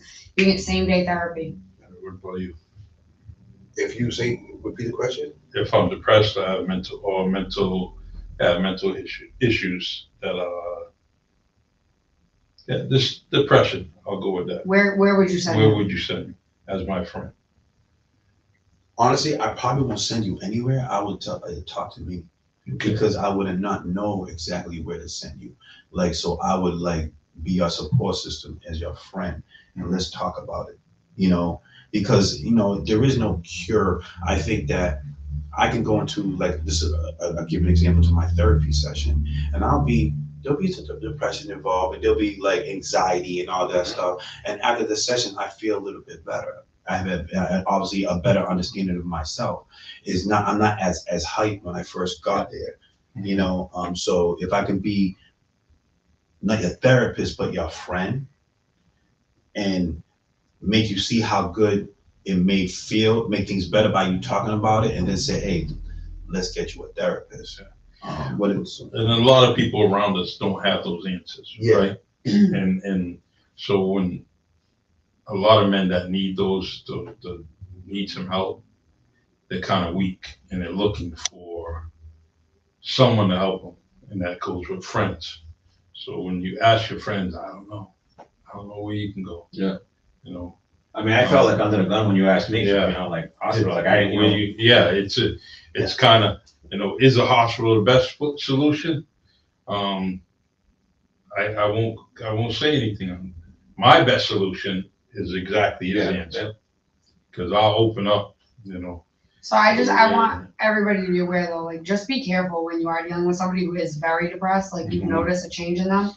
Yes, being their friend is good, making sure that they don't do something to themselves, but also understand that you trying to be there for them could also trigger something and make it worse. Yeah. That's why I always say, know the things in your community like I just said, children and families on Church Street, they do walk-in same day. Like you can walk in, fill out the paperwork as long as you have insurance that they cover. You can walk out with a therapy appointment at the end of that day. Where a lot of places have 9 month, 2-year waiting list. Okay, so it's knowing those things, because at the end of the day, yeah, you want to be a good friend, and be like, yeah, talk to me, right? But guess what? You're still somebody that they know, that knows people that they know, and as much as they want to open up, there's still hesitation. Yeah. So sometimes you almost, and I'm speaking from like, again, doing this as a job for years.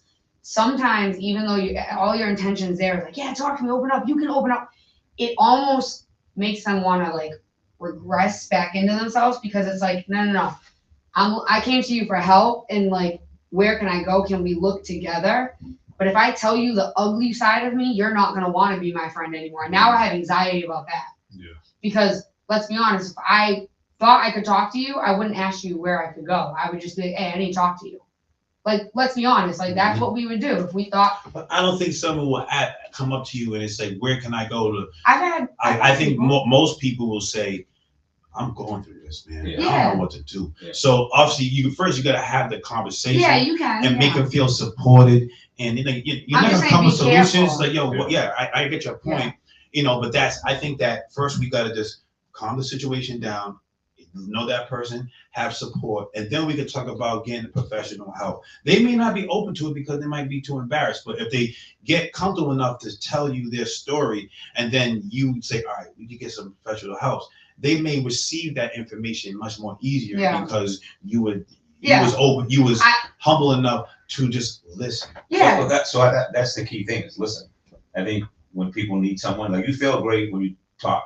Like if the person is going through mental health, right, and they need to talk to someone, you could leave that conversation feeling good because you got shit off your chest, whatever, because someone needs to listen. I think sometimes where a problem could be when someone starts giving like their point of view into your point, could either trigger something, or they might say something that they don't want to hear, and it just kind of pushes them back even more. I think the key thing is like listening, being a shoulder for something. That's the point I'm making. Like, just be careful about how you approach it, because a lot of us want to help our friends solve problems, and it's not necessarily you solving the problem. They just want somebody to listen, but also knowing that what you're hearing and what, like, anything that you say back. Like, here's the thing about when you step into the mental health field. If you are talking to somebody and you thought that it ended great, and that person let you think that and still went home and killed themselves, you're now going to feel that twice as much, because I was the last person they talked to. I thought I did a good job. What did I say? What did I do? And that's why I say be careful about trying to be the therapist to your friends. Yeah. Because if this person was never like this and now they're showing concerning signs, you know, again, just listen. Yeah. Don't be a solution solver, because sometimes that's not, and if they say, what would you do? Don't say, if I were you. Be like, if it was me. Answer the question how they asked you. Yeah. If it was me, this is what I would do. Doesn't mean it's right for you. Doesn't mean that's what you should do. Try to make it like, go with what they're saying in their flow. Don't push, don't project, don't insert your, like, unless you know the person and you know that this is normal, this is what we do. Like, I'm just saying, like, if it's somebody that you're not ever seeing in this light, that's when you got to be the most careful, because like, this person has always been happy-go-lucky. Oh my God.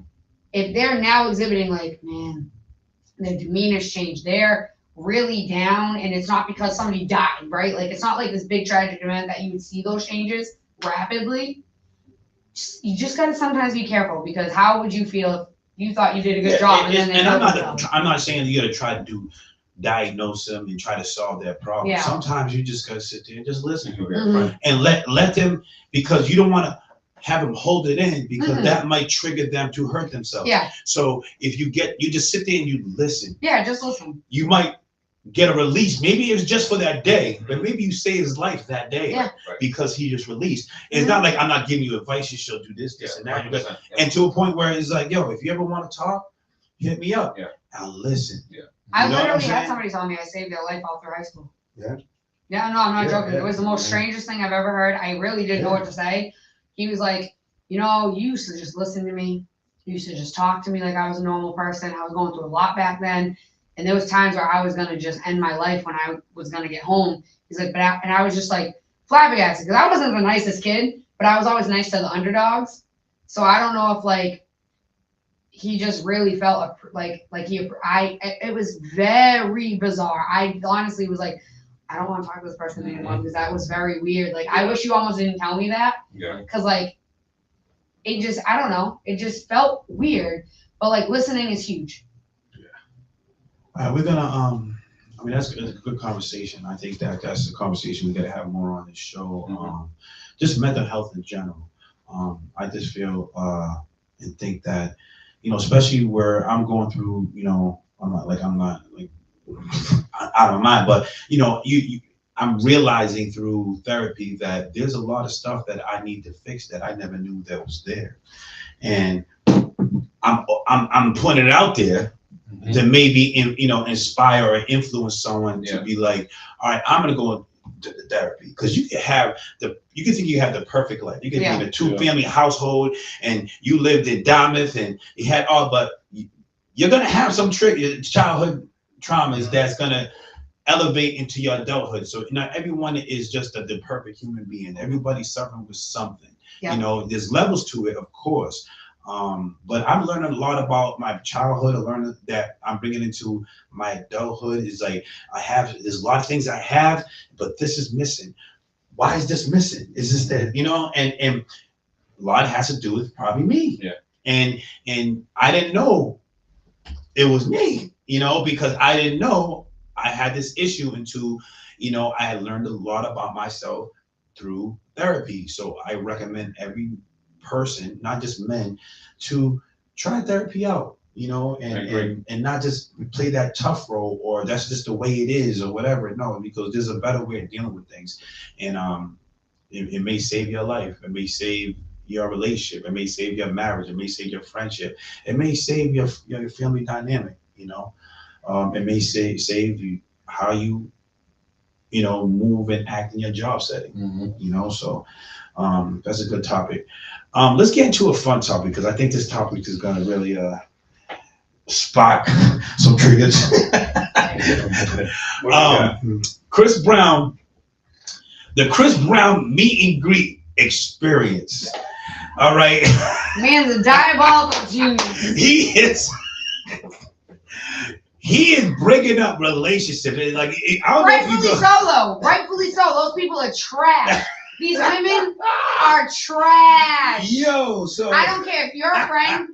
If you're my friend and you're listening to this and you pay for Chris Brown to take a photo with you, trash. I'm sorry. For $1,000 too. I don't even think we can be friends anymore. I'm sorry. You're messing with men's mental health right there, yo. Listen.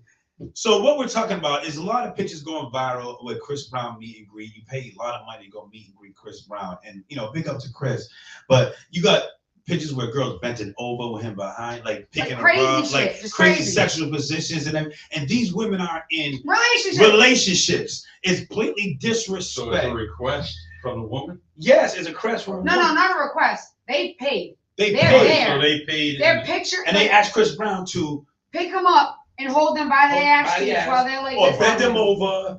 Yeah, like look at their sexual position. They're in relationships. So one guy, basically, there's this picture of this white girl. She's being held by the ass cheeks by Chris Brown. She's like this, and they're like this, and he's like holding her because he's getting to touch on his girl for $1,000.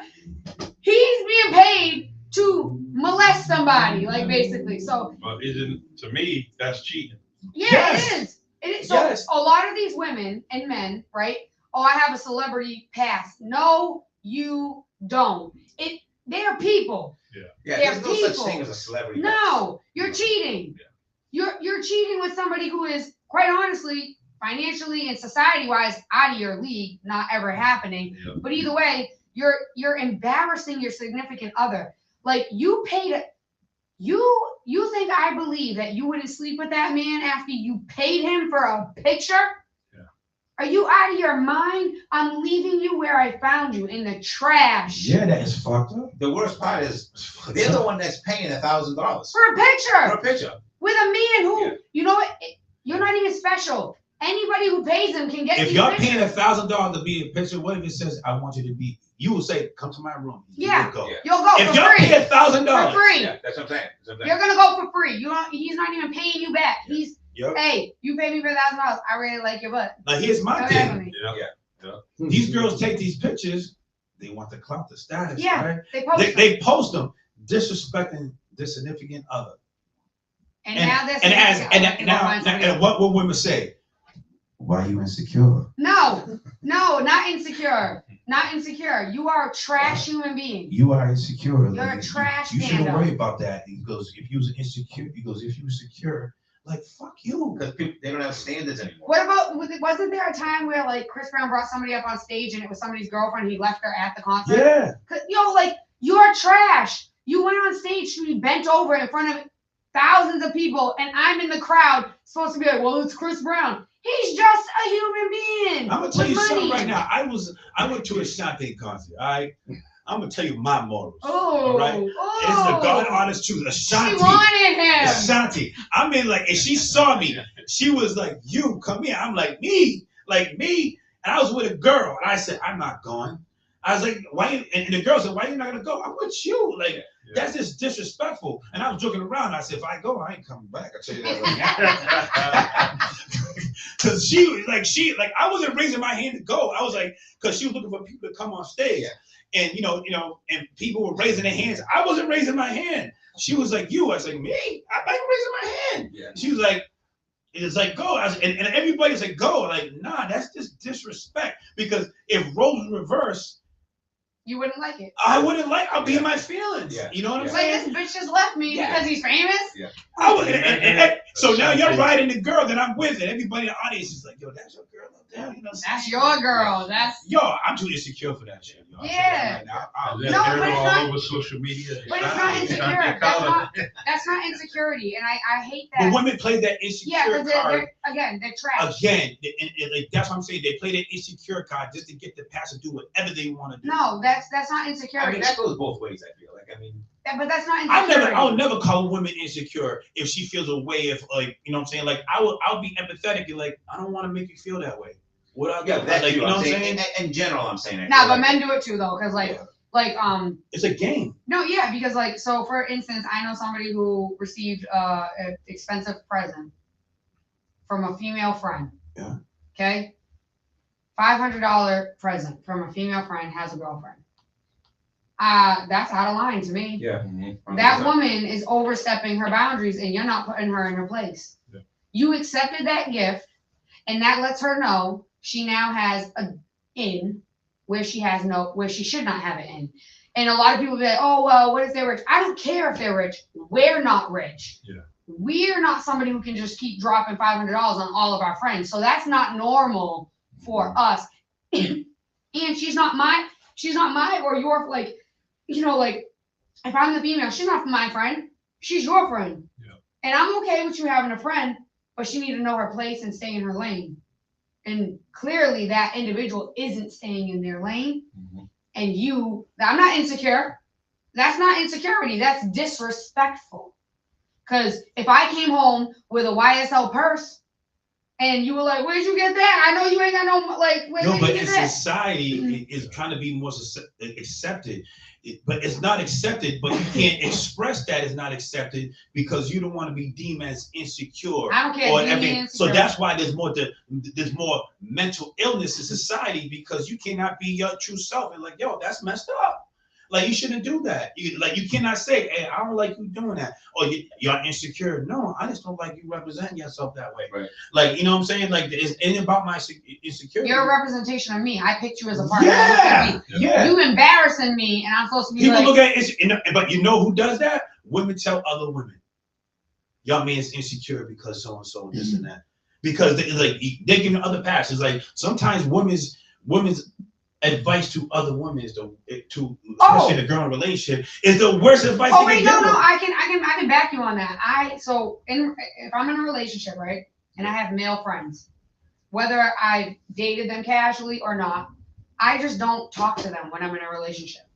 Or if I do, I let my hey, like this person is nobody I slept with, blah blah blah. We had a conversation today, like nothing serious. Like if you want, you can see it, like whatever. I'm very open and honest, right?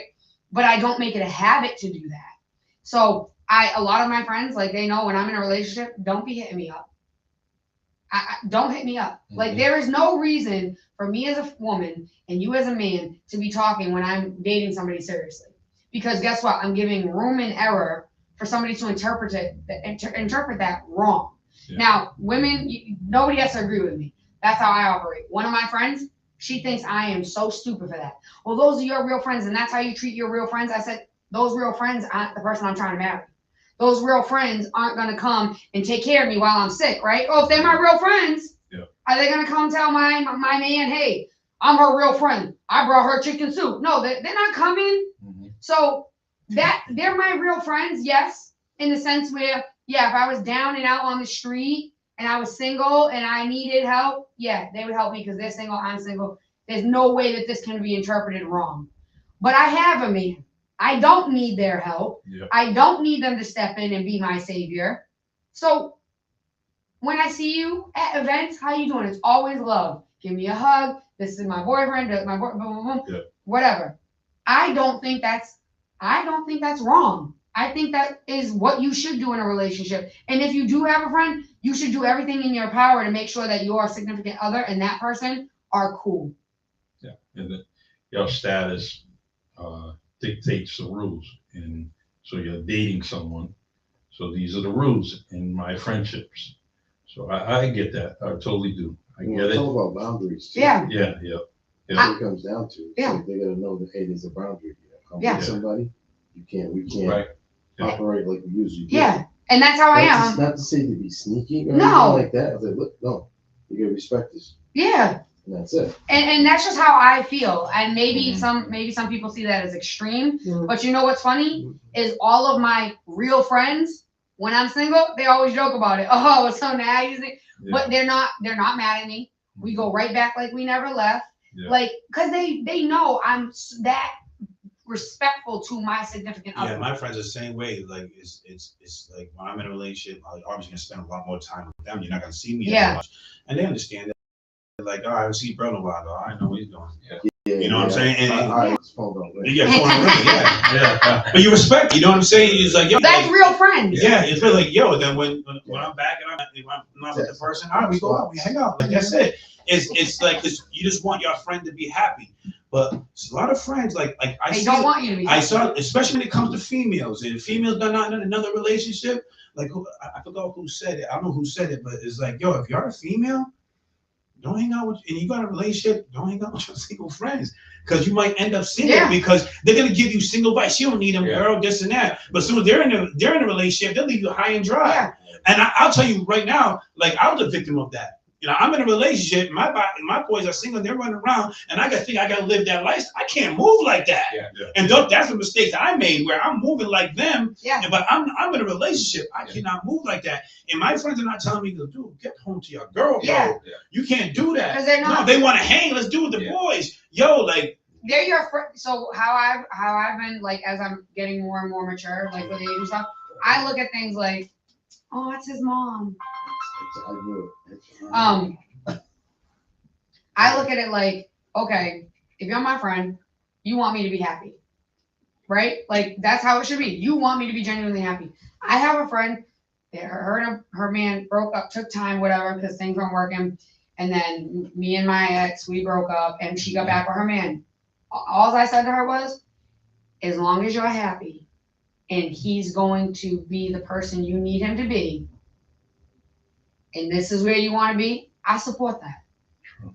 I support that. I don't care that I'm now single and I would love to have a summer running around with you. Yeah. No. If that's where you're happy, yes, and he's working on him and you're working on you, and that's where it's, hell, like maybe I'll find a little boost so we can do double dates. I don't know. Like I don't even gotta like the person a lot, but we can all double date. Like, you know what I mean? Like it's just like, be genuinely happy for your friends. Like, be genuinely happy for your people. And when you see people like these women, taking pictures with Chris Brown. Like, your friends failed you. Yeah. Your friends Yeah, someone should failed grab you. Yeah, that's right. That's Somebody true. should have been like, first of all, bitch, Because she didn't go $1,000 viral. for a picture. Second of all, you got a man at home that love you, take care of you, want to be with you, and this man don't want to be with you. You ain't even on his radar, man. We think you're beautiful. He thinks you're average. Yo, Tyler, we gotta get this freaking Urban X documentary because I'm telling you right now. I'm telling you, I probably got to talk to my therapist about my experiences with how women are in private, yo. You are worse than men, yo. Mm-hmm. Like seriously, like it's. I could tell you Women are stories. raunchy. You think men are bad? No, women are raunchy. You think men are bad? I could just. And Women are raunchy. when they're together, it's like, Hey, yo, for real, really. Like I was having a conversation with one of the guys that I was in the group with today, and I was telling him the story. I'm like, yo, it fucked me up. And I did it, and I look back on it and goes, this is fucked It up. makes your trust issues. It caused a little bit of trust issues with women that you are literally capable, and it's like, and your friends are egging you on as you do this. Yeah. I'm like, yo, Not good friends. Yeah. that's fucked. Like, look, like I was in my 20s, so in like 20s, early 30s, so I'm like, I'm just wilding out. But now I'm looking back, now I'm an adult. I'm like, that was fucked up. And it was like, damn, it's like this is what they're capable of, and like, and well, so, she's getting married the next week. So the Why the bridesmaids are like, yeah, do it. Yeah, and this shit happens. And women want to think like you're angels. No, you're not. You're the worst. No. You're the worst. Is freaking. So I've never crazy. been to a strip club. Nothing about a strip club appeals to me, men or women strip club. Like I don't. First of all, I don't like women, so don't bring your body parts near me. Yep. Like stay the fuck over there. Two, I don't know where that thing's been. You helicoptering it around, and now I got crabs on my eyelashes. Like, get away from me. You know what I mean? Like, I don't know where you've been. No offense, but like, as First of all, like I just got that crabs. Damn. I shaved my shit. No, but I'm just saying. Like, I don't know where your thing has Way been. too much information. You know what I mean? Like, you're telling us that these women are raunchy, right? So you might have been in the next room doing X, Y, Z. Now you over here swinging it on. Yeah. The fuck back, sir. So, It's so for me as a woman, I will refuse. Like if my husband or like if my future husband tells me on his bachelor night, his friends, I'm gonna be very clear. If there is a stripper, cancel the wedding because you're cheating. Mm-hmm. If I can't go outside and go up to a stranger any other day of the week. What about a strip club though?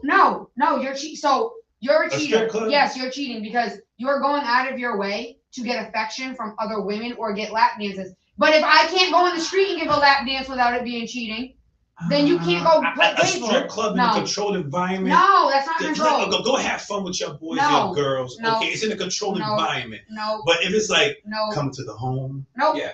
I mean, that's too intimate. I won't date men. I will not date a man who goes to strip clubs. I won't. And it's not insecurity. You're cheating. But you know something? You are creating intimate relationships with random women outside of my society. Strip clubs are the club now. I won't do it. So now it's like it goes into the mental issues. No, but I worked in the night. But I worked in the nightlife. Even before it was the clubs. Like strippers will tell you, men cheat a lot at strip clubs. It is so easy because I want a private dance. You go in a room where there's a curtain. This woman can do whatever, whenever, and even on stage. You're literally paying to see a bitch. But come I home, think it's either with women because if men are doing that, they're paying a lot of money.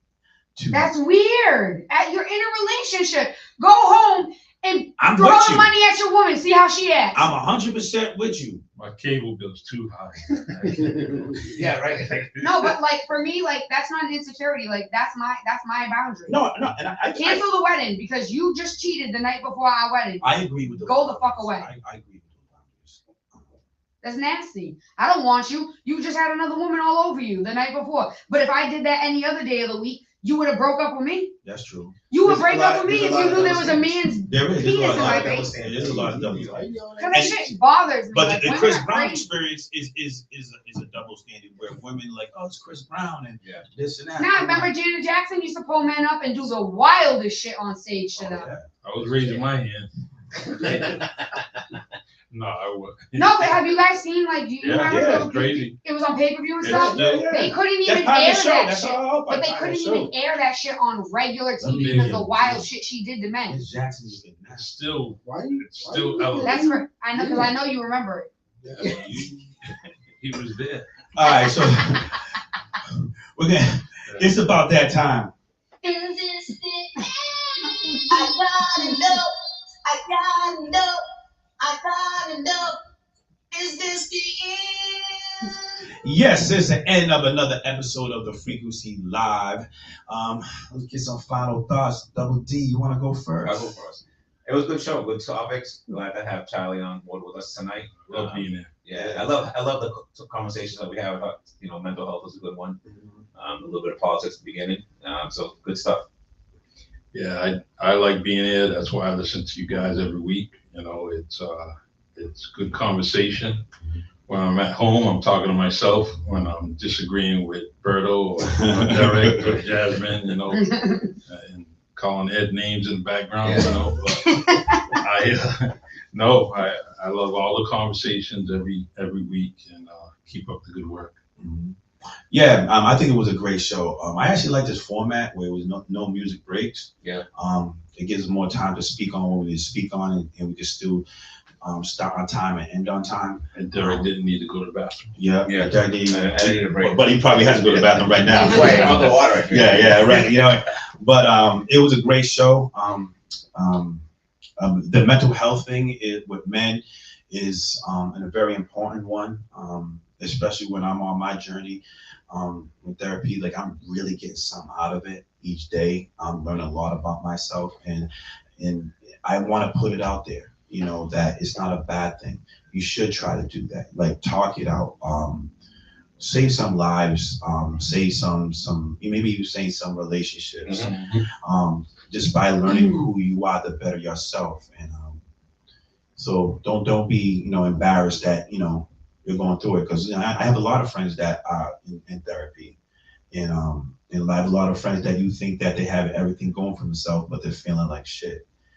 Just because they look good don't mean that they see themselves in the same light you see them. It's like there's a thing where with me, and I asked a few people about this. Who I see in the mirror and who I see in pictures, I don't see the same people. That's me. So it makes me wonder and creates more anxiety is how somebody how they look at me. If I don't see myself the same in the mirror and in pictures, then I'm thinking I don't know how they see me. So that creates a lot of anxiety. That thought creates a lot of anxiety that you want to address, you want to understand why. So so the mental health. You always say perception is reality. Yeah. And it's the same thing with that same scenario you're talking about. Mm-hmm. Yeah. So, and then the Chris Brown experience. We gotta respect each other when we're in relationships. Again, he's like, everybody has their fun. Everybody's out to have a good time. But when you're in a relationship, you should have boundaries. Especially when we live in a social media age where you can literally embarrass your significant other, may lead him down to some mental health issues because he's not allowed to be insecure or feel away. Don't enter a relationship if you're not ready for it. Yeah, exactly. The ways you gotta move. And when I was younger, I was guilty of that stuff. But at the end of the day, just talking through experiences, there's a better way to handle yourself. And yeah, have a good time. Chris Brown's an amazing artist, don't get me wrong. But maybe I'm the old guy in the room where I'm like, come on, present yourself in a better way, because how you're acting, how you're acting, you represent me as well as I'm representing you. Can you imagine all that? 50 to 100 different scenarios where you meted and greeted girls. Most of them married, maybe. Go to divorce court in every state. Oh, Chris Brown, the witness. the tortoise came through. Yeah. What about you, Jasmine? What? Final thoughts. I don't know. I feel like you said a lot. So. What'd you say? I appreciate you guys, all of you. So I feel like you said a lot. I did. I did say a lot. You said a lot. Why? A lot too much? No, I just you spoke for me. Yeah. Oh, okay. All right. Well, And you do talk a lot. No, I'm kidding. I'm kidding. Yo, don't let me go there with you. Oh, I know I talk a lot. Okay. I love to talk. All right, so it's 9 o'clock, and I want to say we'll be back next week. Are we gonna have a guest, or we don't know yet? With almost locked down, I guess. Okay, almost locked. I guess we won't say it until we know it's locked down. So Be I a good guest next week. Yeah, be a great guest Great next week. So I want to say thanks to Charlie coming on the show. Appreciate you, my guy. Thank you. Thank you. And Welcome. Thanks. Glad to be here. Edmund. and Edmund in the background. We're like Edmund! every night handling the background stuff. We got to get this radio station thing locked down so people could listen on their drive. There's a lot of people that will listen on their drive home or wherever they are. We are sorry. So I want to say thank you all. We'll be back next week at 7 p.m. Eastern Standard Time. Have a good night. Sundays, every Sunday, 7 p.m. Eastern Standard Time. Have a good night.